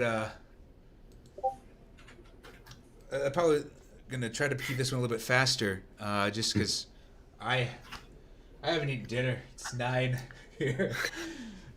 So yeah, and I know y'all are busy as well, of course. So I don't want to take up too much of your time. Please, I have all night. Awesome. All right. Well, Hanneman City then will be our next adventure. So let me get a link to that in the chat. Let's see. Yeah. So this was. Yeah. Where is? Okay, here it is. Yeah. Okay. Also, people asking about tester stuff for Superhero Life 4. Check out the Discord. They'll help you. Okay. Okay. So I've sent the link now to actually play the game. Oh, this is a cool way to enter. We're at an airport. Yeah. And we're playing. Yeah, no, I played all these games before just to vet them to see like what would be a good ones for the guests this time. But yeah, I really love the airplane aspect. How long's the loading sequence taking for y'all? Because remember my first time here, it took like a long time for stuff to get started, loading wise. I have pretty bad internet right now, so I just skipped it. I don't want to sit through that. Me too. Yeah. The oh yeah, but no, the map looks very nice. I love the attention to detail on the passport readers. Like there's a little LCD, I don't know. There's a screen that lights up and it says name Berezaa. It shows my picture. It's like thank you for visiting Hanneman City, and then it goes back to saying insert passport here. So that's awesome. a really cool. I love all the sounds. Mm-hmm. That I'm not playing. Like I have my audio on, and you can just hear sounds. Yeah, let me turn on the audio then. Okay. Okay, I'm not hearing any audio, which maybe means I broke it, or it's just not coming out of my. It's not coming out of these headphones. But anyway, yeah. I think they've definitely gone. This definitely seems like they fully embraced the roleplay immersion stuff that we felt was very important to be in some of the previous games. Okay, yeah, and they have a car spawner. Yes. Okay, so that means. So which do I have any money? I have 250. Yeah. We can get the free car, nothing else. Oh, okay. Yeah, I guess in that case, oh goodness, that's not okay. I guess we're going on an adventure, everyone. Is this correct me wrong? Is this a rickshaw? Is that what they're called? Or like I don't know. I'm trying to remember. Like I see them in India all the time. Like yeah, no. So I mean, for a starter vehicle, I think it's good to make one of them free. Though with the initial UI, maybe make it so like that one is clearly the free one, or like clearly the one you can have right now, or even just if it's their first time and they don't have any money, just spawn the free one. Like don't gotta. Well, I don't think anyone's actually having difficulty spotting the car. It looks like there's like 4 cars on their way to the city, and you can jump into someone else's car too. I got someone in my backseat. Mm-hmm. Yeah, but I guess what's the context that they'll be entering this game? Will they be here when? Because we're doing it streamed, so everyone's joining at the exact same time. So like when they arrive, they might not necessarily have that exact path out. Yeah. Okay. So, Hanneman Airport City. Wait a second. What? Wait, no.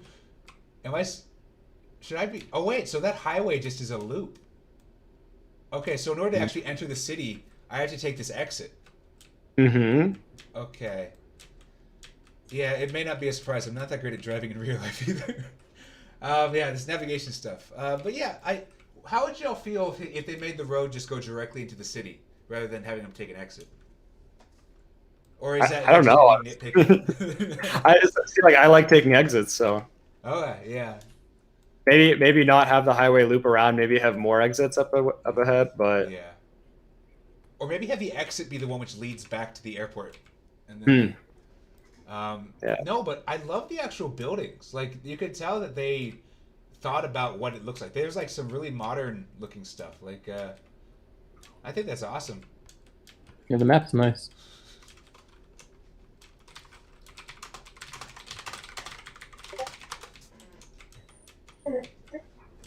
But yeah, the Looks like you own a house, but I haven't tried that yet. yeah, The Ferris wheel. That's the first thing that grabs my Oh. attention. That's awesome. Yeah, no, this map is beautiful. I very much like it. I guess, what do you guys think about the color palette? Because they are very much going for like a metal gray look, which can be its own aesthetic. I just can't think of another Roblox game which like is a role play where everything's sort of a grayish color. I guess I'm so used to seeing like the colorful rainbow Skittle cities. Cashier. $20 a hot dog. This is. What was it? You asked a question?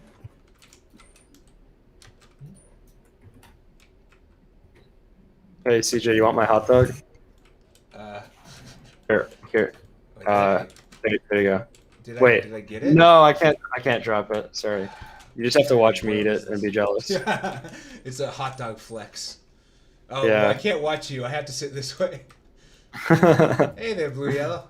Hey, I watched some of your videos. Thanks for checking out my game. See if we can get on the Ferris wheel. That's what I want to know. Oh yeah. 'Cause it's a crime to have a Ferris wheel like this and not have it be interactable. Yeah. The let's see. Can I? So the question is, won't it start, or do I gotta press something? It's going. Is it? Yeah. Oh, snap. How do I get in? Ah. Okay. Yeah. No. So this is nice. Let's see. So I'm guessing because it seems like okay. This is going a bit. I mean, they're going like full immersion Ferris wheel right here then because this is If they were going for the realistic angle. Okay, as there aren't any health or safety code violations, you feel free to make it go a little bit faster. I don't think I was going to sue you. Yeah, no, it's yeah. Trying to figure out if I can buy money, but I don't think they have that set up. Oh yeah, yeah. I want to. Let's see. I mean, well, hey, how it may go at the end of the night, they might get 5,000 to 10,000 Robux. So I mean, hey. Yeah. I'm just looking around and it seems like they have some good. Like they have a good environment. Like I. Whoa. What? It's nighttime. Ooh, I love the lighting. One of my favorite things in my own, like, as you guys may know, my own superhero life games, they have, all of them have day-night cycles. And I love making the city light up at night. It always make it look so much cooler. Oof. Yeah, there's a lot of attention to detail. What'd you say, Tyler? Oh, I said there's a lot of attention to detail on the map. Oh, yeah. It's nice. No, I swear, I feel like that's like all the new devs. It seems like most of them are very talented builders. Like I feel like that's like the first. Like. Okay, I found out. So you have to go to an ATM in order to purchase money, and I just spent a lot of money, and now I'm gonna get a super fancy car. Hey, nice. Okay, So what do you guys think about that ATM? All right, sure thing. Why did my car just disappear? All right. Yeah. Oh, I think you were driving my car, and I just despawned it. Oof. Right. Whoa! What? I got kicked for exploiting. Wait, what? You were kicked from this game. I know what you did. You set it to 0, but it's supposed to be 10,000. Nice try. What? I was just trying to. I was at an ATM and I bought the highest amount of money that I could buy with Robux, and then I bought the most expensive car. And when I tried to spawn it in, he banned me for exploiting. That's not a good user experience. Oh my goodness, that's oh no! Hey, so you're disconnected. You were kicked from this game. You are banned forever due to hacking. Ban your whales. This is banned the Roblox nuke forever. The whales. Nuke the whales. So there's a piece of advice: don't ban players unless you know they cheated. Yeah, honestly, in terms of gameplay, banning less people than banning more people. Banning less people is the way to go most of the time. Like, yeah, some people have a bad time, but getting banned improperly will be a permanent scar on that. But yeah, you have to ban someone. Don't ban them on the spot, because yeah. people that are cheaters and do something and get banned will know that the thing they did will trigger that ban. Yeah, that's a good. Want to ban waves way after the fact. I spent 1,000 Robux and I just got banned for it. I feel very bad, right? I don't even know what other feedback I give for the game at this point besides do that to people. Don't do that. Yeah. I feel bad because I know that's just a technical error. It's like that. Yeah. That's just some coding thing that went bad. But yeah, I mean, I don't know what to tell them because I'm sure they feel miserable right now if they're watching it. Like they're just so in the brief moment that I got to experience this game, I really like the sound design. So I think that the two things are having lots of things to interact with and having lots of things that make noise. And sometimes those two things are linked. You interact with something and it makes noise. I thought the world design was really nice. I especially liked the airport entry. And I liked driving on that highway into the city. It was a good way to introduce me to the world. But obviously, I like how the first building I walked into had an ATM and I could buy stuff there. That was kind of cool because I was asking myself, how do I spend Robux? And then the game answered that question for me. And that's always a great experience. But Yeah. Though at the same time, should you ever have to ask how do I spend Robux on this game? Like, I guess that to me that almost seems like there should have been like some earlier. well, I did figure it. I did figure it out in Oh, the yeah. end. Like Yeah. they didn't lose me as a paying customer because I couldn't figure out how to spend my Robux. They lost you for other. They lost me for other reasons. Oh. Oh, I've been banned. you've been Okay. banned, IRL. Yeah. I mean, if they unban me and message me, I'll probably go check out the game some more. Yeah, no, this is. It's a very. Hello, everyone.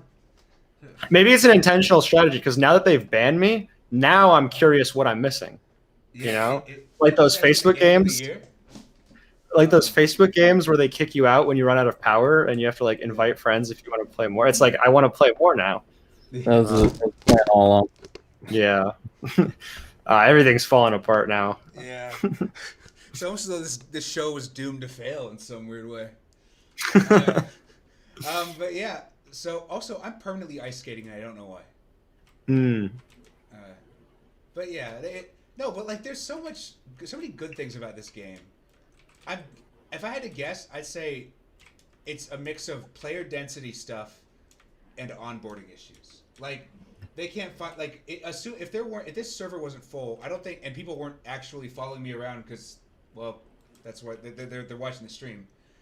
I don't think I'd find people. Like, do you guys think you'd find people? Maybe if I had a fast car, I could. Yeah, but you have to I could drive around and. Owning fast cars is a no-no in this game. I think something that a lot of developers don't do that is not that hard to add and does a lot for your game is making it so friends can see where they are, like where each other is at in the game world. Yeah. Even if you don't go crazy and make like a whole faction system, just being able to see where your friends are on the map would make your game way more appealing to those players. I would like to see a game like a social roleplay game like this, or like Jailbreak, where you can just teleport, like you can request to teleport to your friends. Because that's something I remember from every Minecraft server I played. They had this command TPA, and like you could always request to teleport to your friend. And like for combat games, you had to stand still and not take damage for 5 seconds in order to teleport. So like it could work in social games, and just like I don't know, it'd make it a lot easier to meet up with your friends and stuff, or to like if you want to do some sort of event, you could tell people in chat like request to teleport to me, and you could summon people that way. Yeah, in social games, the social aspect and nailing that down should be priority number 1, and then everything else should be priority number 2. Yeah, and I like also like there's. Would you say this game has a lot of hubs? Like, because I don't see like a lot of like meeting areas, because like it almost feels more like a real city, and I guess there's not really like a place where people would naturally congregate here, I guess, because it's a massive map, so I almost feel like this would be more set out for like a vehicle simulator type, just like fully embracing the luxury of it aspects. Yeah, this is an issue I have with a lot of these city games that I've seen is the larger you make your city, if there's not a lot to do in it and there's not a lot of stuff in the city to make it worthwhile or make it like give it a reason for existing, the larger you make your city, the more dead you make your city. Like, it doesn't just go for cities, but any kind of open world map design. Like, you want to have something in every corner of the map to do, or to unlock, or to explore, and interact with in some way, like we were talking about earlier. Because otherwise, it's just lonely. It's just lonely and dead. One example from a game that I think is awesome on Roblox is Dawn of Aurora. They have a pretty awesome, like, huge city district, but it only has one bank, or at least last time I played, it only has one bank, and the bank is at the far end of the city, and everything between those 2 points is kind of pointless and needlessly large, and all that really does for your players is just spread out your players more. I mean, you can't even even see where your friends are. Like, there's not a lot of incentive to keep playing and keep exploring, in my opinion. Yeah, while it may be a very interesting experience, the moment to moment gameplay suffers due to the scope of it. Also, Yeah. I can't prove it. I think they remade the Marina Bay Sands Hotel to an extent, and I really love that because that's my favorite building. Like, it is beautiful. But yeah, no, Well, like in the Wild West, we have a big map, and we have, and we suffer from some of the same issues, where when we introduce new towns and stuff, it creates like a player density problem, and it takes away from the other areas, like we talked about earlier. But the difference there is that every area of the map still has something to do. It still has a tree to cut down and or a cactus to cut down. It has a cave to explore, not just for the sake of exploring, but for mining valuable resources, or hunting outlaws that are hiding out in them. There's always something to do. It's not just making a huge, beautiful map just for the sake of that, and then thinking that players will appreciate that, because while they might, while some players might, in some sense, there's not going to be a lot of reason for them to keep coming back to the game. Yeah. I guess like so. How would you recommend they bring this game's scope down a bit? Like, because obviously, I don't think they'll want to.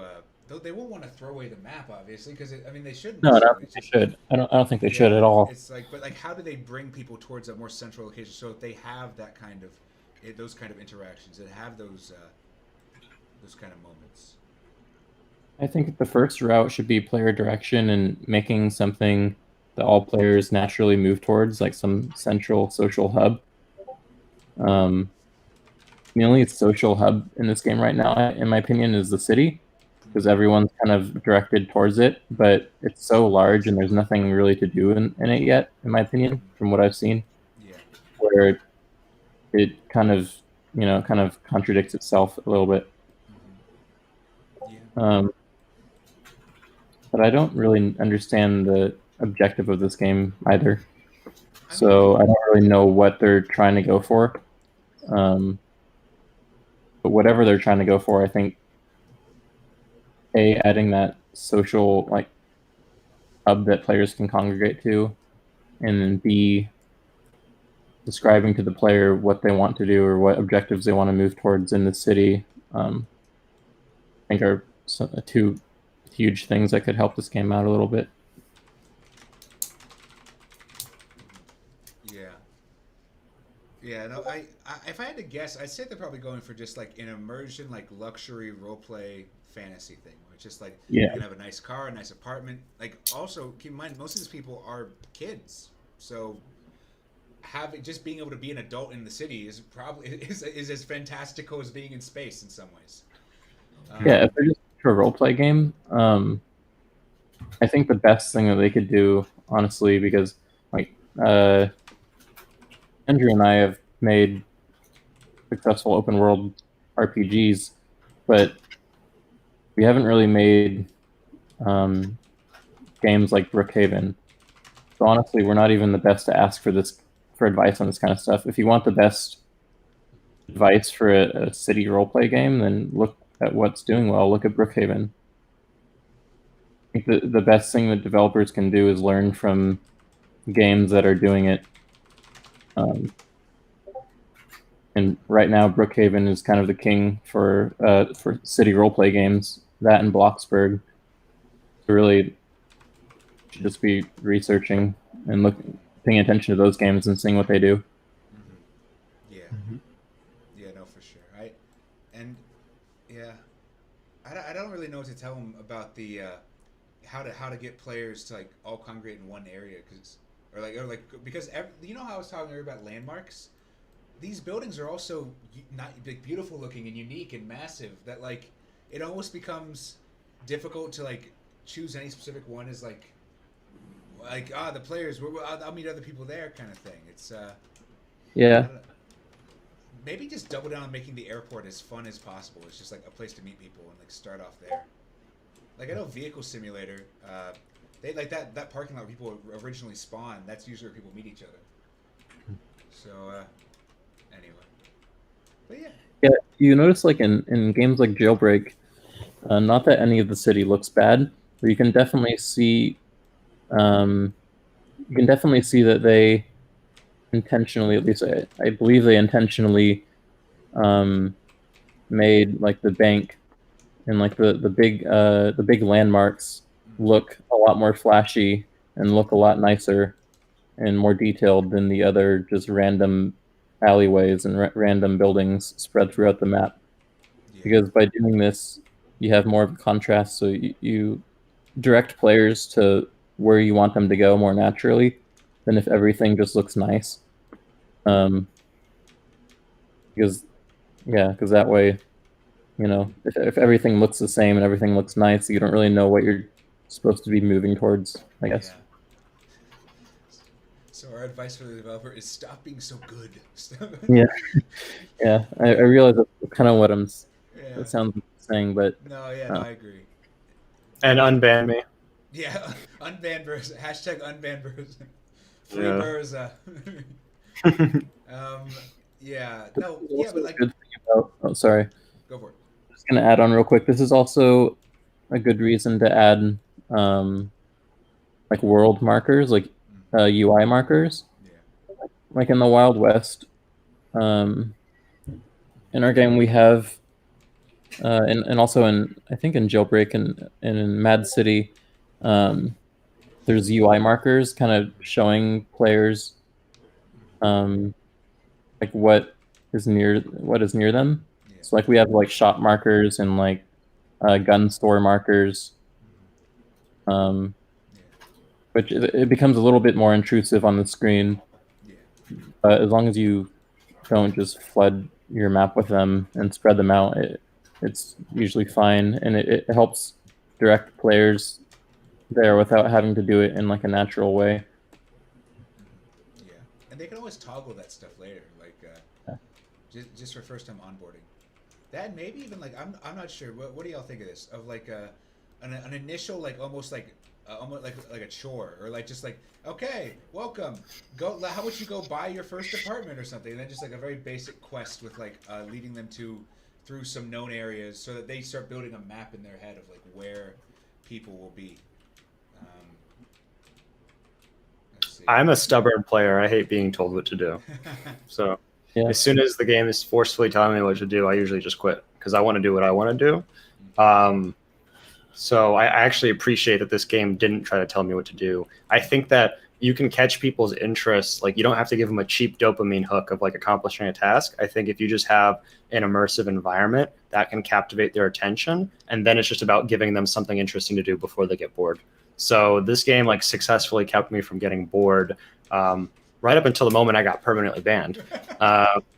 And so the question is just like, how do you continue to captivate people after that, and how do you keep people coming back? I think that's what they're going to need to focus on the most. I don't know. I think discovery on Roblox is really hard, and really good games can fail to gain players. So it sort of leads to people developing superstitions over like, why isn't my game not working? When in reality, there isn't necessarily anything wrong with it, or at least not what you think might be wrong with it. Yeah, I mean, there's always you can definitely reproduce success. Like, it's the same developers are making big games time and time again, but like there's definitely it's not some people have it easier. Some people, yeah. Oh, so they have a train in this game.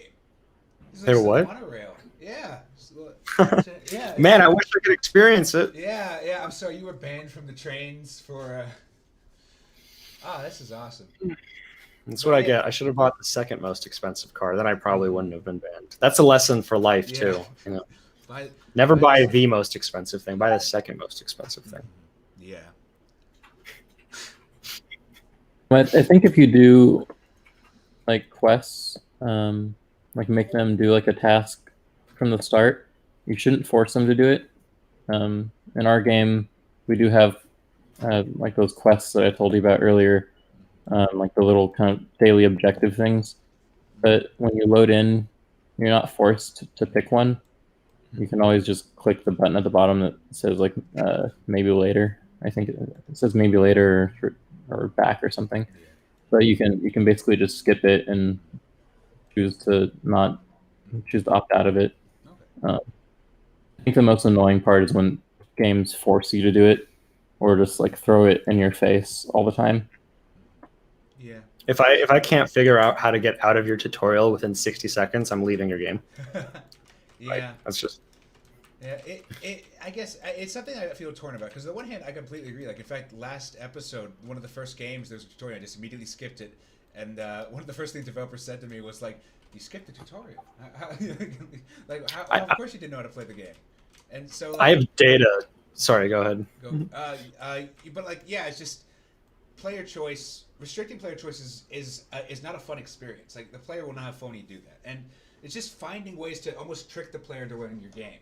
Like, and it's just I just don't know what to like. I guess I just don't know what to do here because it's such an open, massive world that like how to get people to both stumble into the exact same place. That's always a fun problem to solve. But yeah, what were you saying, Andrew? I have really interesting data. So at one point, I made a tutorial for Miners Haven, and at the very beginning, there's a prompt when you join. Would you like to do the tutorial? And I measured the retention of players who skipped the tutorial versus the retention of players who successfully completed the entire tutorial. And players who just flat out skipped the tutorial immediately played like twice as long and were more likely to return than players who successfully completed the entire tutorial. And I was like, that was a thinker for me because I'm like, what's the point of having this tutorial then? Ah, I think that's if you make a fascinating. tutorial, it should be just make sure it's fun. Yeah. Yeah. You don't want to have them read through pages of text, and yeah, make it interactive. I guess is the best advice I could give. Yeah.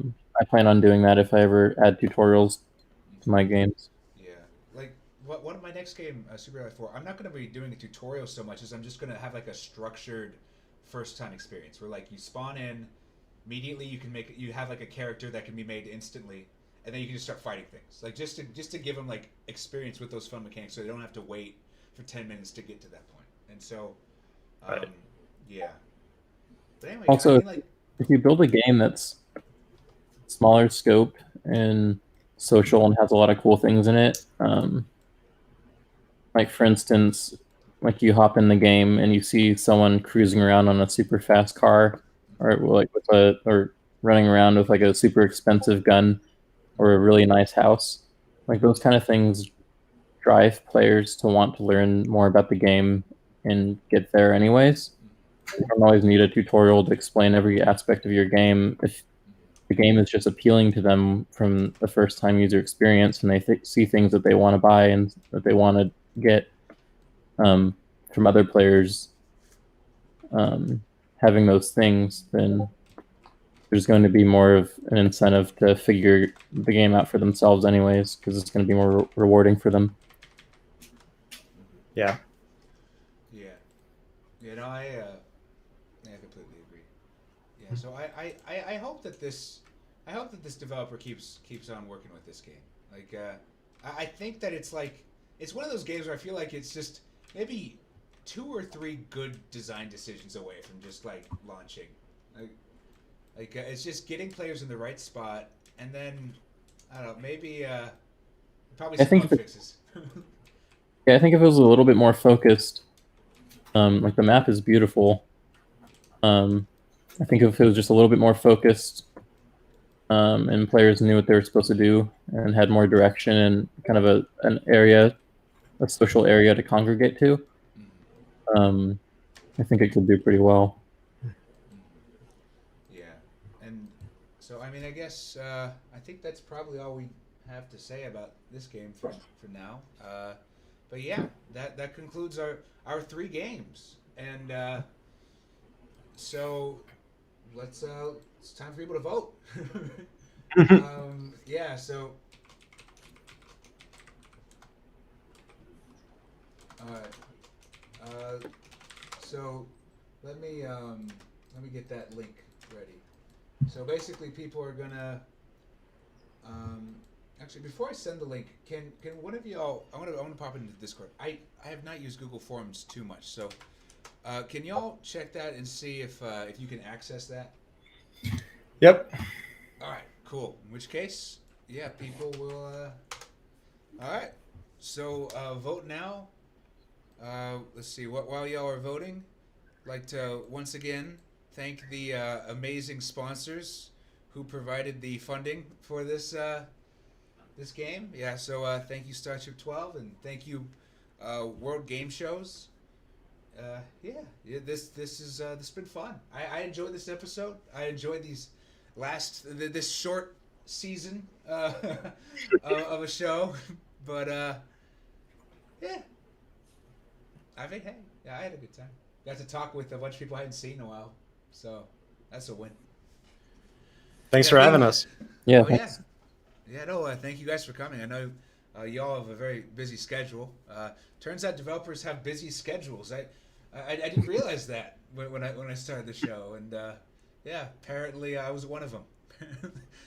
Yeah. My So, schedule for tonight is checking out Cyberpunk because I ooh, just got my new PC. So so wait. Okay, now we got to get into this tea. What Oh do you guys no. think of this? What do you, like, because Cyberpunk, it's like it's one of the situations where it's like a beautiful looking game, just artistic masterpiece. From what I've heard, the story is pretty fun on its first time through as well. But like, a lot of weird design decisions and even like technical bugs aside, like at what level of work of like it working do y'all wait to release your game? Like, obviously every game will have bugs till the day they die to an extent, but like, what's the cutoff? Like, when do you think it's ready to play? um, for me, it was, I guess we launched when we knew that most of the game-breaking bugs that we were able to find in QA tests were fixed, Okay. and there was a solid game loop for players to play through and then have fun with. Okay. Those are probably the three things that we paid attention to. Yeah. So when the core of the game's reliable, then just Yeah, it's just the core. That's all that okay, really matters for launch. makes sense. What about you, Andrew? Um, I don't know. I'm notorious for like I have an update ready to go, and then I'm like, wait, it'd be so cool if I add one last thing, and then I break everything. That happens every So time. Yeah. yeah, I'd say somewhere in between Cyberpunk and a game that released without bugs. Because I played Cyberpunk on my PC, and it was so my first visual bug was like 5 minutes in, and the frame rate was choppy and weird. And yeah, I think after they fix the bugs and they have patches, I'll go through and I'll try it again. But I didn't get Yeah. further than like 20 minutes in because of that. Yeah. Well, what about the end? What disappointed me the most, I think, was the NPC design. Like just seeing how surface level they were. Like it almost feels like there's like another library of just complicated NPCs that just wasn't enabled. Because I just can't imagine how like the cop spawning 5 feet behind you seconds after shooting someone. It's like I don't know. It just something feels off. Um, yeah. It happens. All right. Well, yeah. I also I think there's something to be said about like the pressure of a deadline and how that will just suffocate a game and like force it to if you've overextended yourself, you don't always get a chance to undo that. Like sometimes it's just now everything that was really important is broken, and I'm in too deep. Yeah, deadlines suck. We don't do those anymore. Yeah, yeah. I have more of like a floating deadline where like I'll tell them like about this month, and like it'll say on my end like it's probably on the first day, but like I know it's not going to be there by the time I reach it, and yeah, so it's definitely it's difficult because like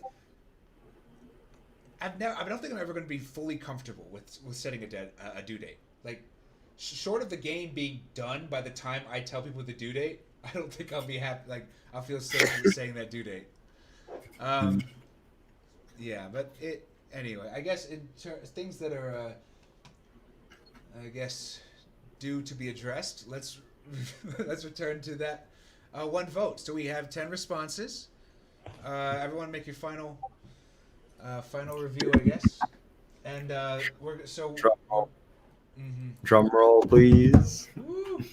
All right, and uh, and the because I said it in ranking format, it shows me the bar graphs of it, but it doesn't show me a cumulative score. So now I have downloaded the Excel sheet and will be averaging the score. All Oh right. Wow. Excitement to the very last second. Hmm. Let's see. Yeah, but I guess just glancing at it. Oh, but it make it difficult though, because one, like, okay, so how about let's just review the scores? Obviously not showing the individual ones. Um, the can screen sharing is that's just asking for more trouble. Uh, there were a lot of people who really felt that I think Bloxico had a lot of people who were like, this is a solid like 3. Like this is like they just went with that. It's probably the most like agreed upon score here, with Hanneman City trending towards higher ratings, and let's see, there wasn't a single 2 or 1 score for Hanneman City, and then Quest Royale 2 really splitting people. Well, some people were thinking 3, and then some people thinking 5. Like that's just split the Hmm. audience. So, in actually averaging these out, let's see. Thank you, Excel, for making this possible. um, no, wait. Did I do that? Oh, okay. I accidentally put the $sign in front of the column. So for a second, I thought it said that all of them had the exact same score, which would have been okay. So A three-way tie. woo, almost actually. So Hanneman City wins by a long shot. I got a 4.1 average. Congratulations to that developer. Hashtag free Berezaa. Yeah. So even with I'm sure them banning me like probably scored points with a few of the people in the audience. they're like, we didn't want to do this for years. Finally, one of them did it. Yeah. But yeah, no, it's. I think of all the games, it is the one with the most clear. Like this person had a clear vision and they brought it to life and it's beautiful. But it's just those bugs and I guess just players being able to find each other. I think those are probably the 2 big things holding it back at the moment. Yeah, Matt Hanneman felt the most focused for me out of the 3. Um, there's just some major missing pieces to the puzzle, I think. Yeah, yeah, and in terms of second place, I guess drum roll. Yeah, let's see. I guess I should just I can just pop. I forgot I can just pop up the image. Second place goes to Quest Royale. Woo! Yeah, it was very close. It was 3.3 to 3.1 compared to Bloxico. So I think, and it was, as I said, it was very interesting. People were either like, or they were like, yeah. So it was it's definitely a more divisive game. So it's always interesting seeing that kind of stuff. But yeah, so those are our 2 winners. But to every developer who we played their game today, I hope that you learned something from this prolonged playtest, and yeah, I hope hope your game succeed, because I think every game we saw today, if the game may or may not make it, I think the developer at the very least has a promising future if they just stick with it. So keep at that. Absolutely. Yeah, and yeah, thank you all for showing up to this. It's been a really really exciting 3 episodes. Yeah, that is Developer SOS. This is its legacy. A lot of technical errors on my end, but overall, I think I've learned a lot just from the guests on the show, and I've had a lot of fun. So thank you all for making this possible. Thank you again to my guests, both on this episode and in previous episodes, for showing up. And yeah, I think that's the end of the episode. So as I said, there's a brief Q&A thing. So like we're gonna do that for like let's do that for 7 minutes and then just cut it. Okay, because I'm tired and hungry and yeah. So let's not take this on for too long. All right. But yeah. So does anyone have any questions? I to an extent we're gonna have to like wait like 2 minutes just to see it because of the delay. But yeah. So Cyberpunk. Yeah, Neon District. I feel like Neon District is like the. I think it. I hope they keep growing that game because I do love I love the cyberpunk feel that it creates. I think it's one of the best showcases of that. But yeah, I've played the game a little bit so far. It felt more like a showcase than it did a revolutionary game, like I was like I was hoping for, really. Yeah, that was my same thing. I think Ryan can attest to the fact that every time I'm there, I'm like, I just want him to make a game out of this. Like obviously they're converting it to a more role play centered experience, but yeah, just it's very beautiful, and but it's that interaction stuff. I think that being able to interact with the environment more, like from the first game. I think that helps it a lot in terms of immersion. But I was a bit let down so far, mostly because I was expecting it to be a little bit more alive feeling, like The Witcher. In my opinion, I think The Witcher 3 felt a lot more alive in terms of the cities and stuff. And I felt like there was a lot more to do in that game. I mean, I haven't played a bunch of Cyberpunk yet, but it kind of felt more like a little bit more generic to me so far. yeah, yeah, it definitely. I think well, The Witcher had such a very distinct flavor. It was in a genre which is typically fairly bland. Uh, but the cyberpunk is almost the opposite. It's like where it's an averaging of like every cyberpunk like aesthetic and stereotype and an idea into this ultimate cyberpunk game, but still also kind of flavorless. So I don't know. I hope they embrace certain aspects of it a little bit more. It's interesting to see that even AAA developers, though, underestimate scope. Oh, Yeah. yeah. It's like I almost give them they get a little bit more. I guess I forgive them a little bit more because they're I think they're Polish.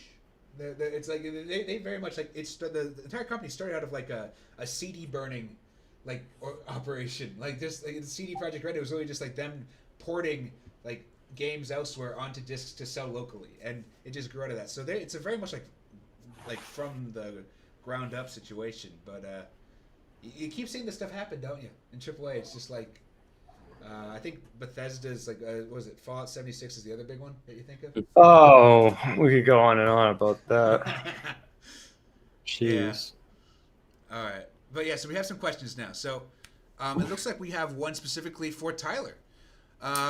For how to balance the whole peaceful player interaction with the players who just go around murdering folks. How do you balance that in your game? That's a tough one because you're never going to come up with a perfect solution. But we believe that players that are aggressive, like overly aggressive towards like civilians and just they're just running around going on murdering sprees. It's harder to do that in the game because when you do that, you have a larger bounty, which means more players are coming after you to collect on that bounty.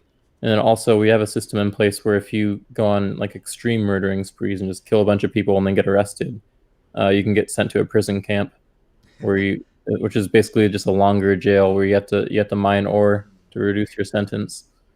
But that's basically how we've attempted to balance that a bit.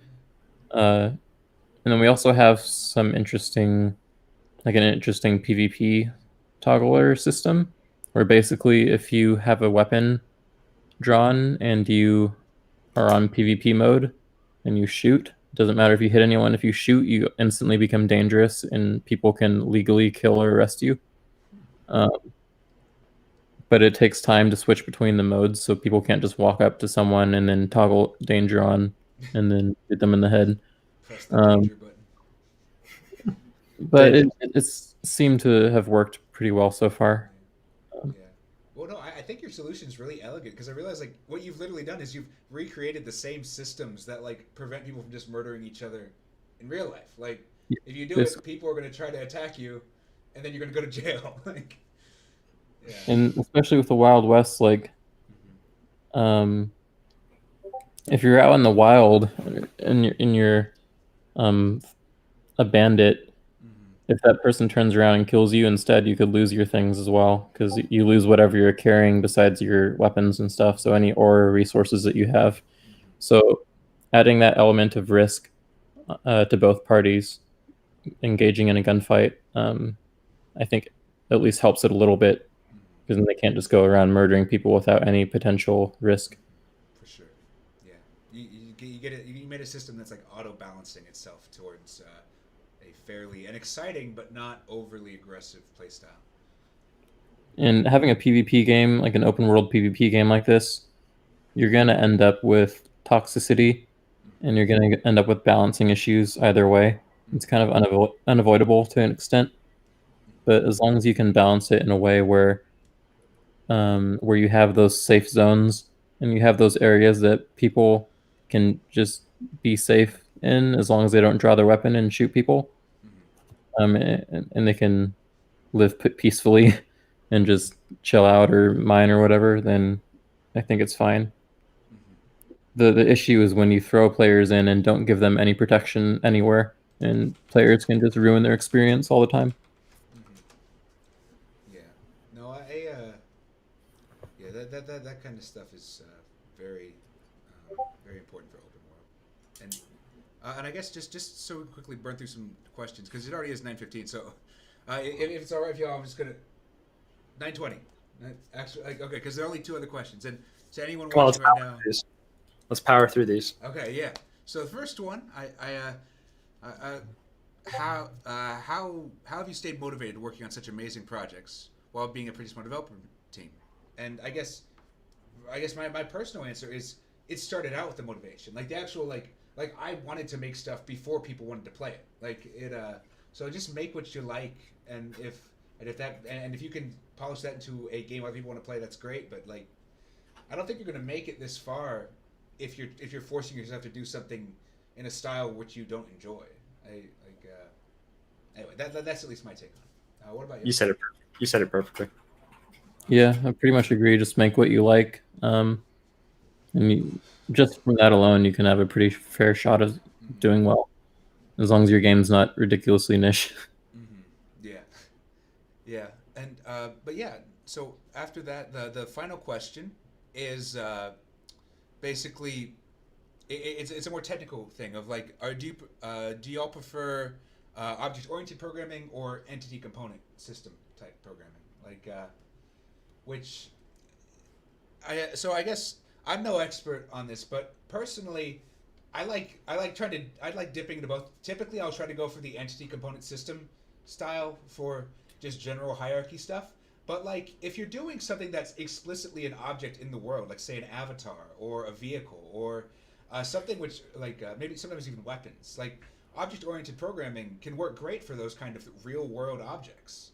It's in the name. It's very much helpful for quickly creating custom tables of information which can change dynamically and has to interact with each other. So personally, I think there's never going to be maybe not never, but there will rarely be a game where fully immersing yourself in one methodology will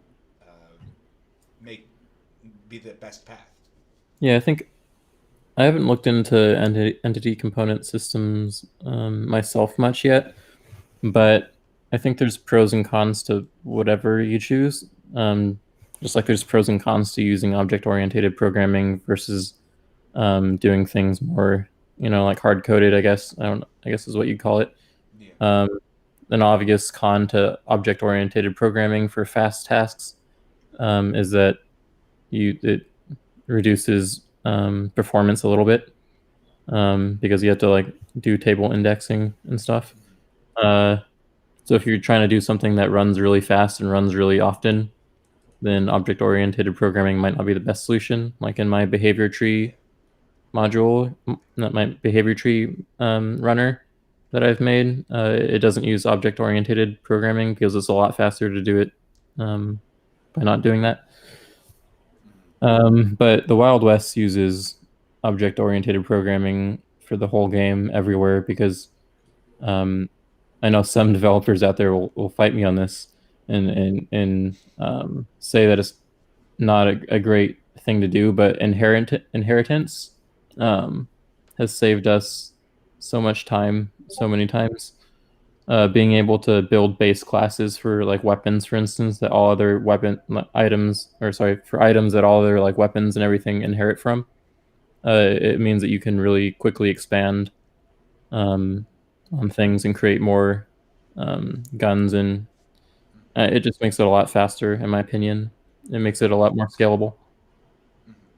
Yeah, yeah. No, yeah. Inheritance has been something which I've only really started using in the past year or two, and it's already saved me so much time. Like even in just iteration, I feel like that's where it really shines through. Where like if I want to change something and have it change across everything, I can like it with inheritance. It's and everything drawing from the same core code. It Yeah. makes that stuff very easy. And yeah, but I think that's Like just So I imagine Minecraft without objects, yeah. like Oh without my goodness. object-oriented programming. Like Oh, I don't think Notch would have been able to miserable. sleep at night. Yeah. do I get to answer the question? Yeah, yeah. I'm a Cool. big procedural programming person, and I also love a lot of stuff from functional programming, like first class functions. I made Minecraft mods and plugins as a kid, so I know my object oriented programming. I feel like 9 times out of 10, when people implement object oriented in Lua, it's unnecessary. Like, my favorite example is the camera shaker module by, I think, CM, but I don't remember. And it's like, in order to use it, you have to create a new camera shaker object. And I'm like, I just want to shake the person's camera. Why do I need to create an object for this? And so, like in Vesteria, we have monsters that need to have state and inheritance. I'm like, okay, that makes sense for object-oriented programming. But like, I just see people over object orient like things that just don't need it whatsoever, and that always frustrates me because it makes the code very difficult for me to read. Which I know some people are the opposite; they can't read code unless it's object oriented.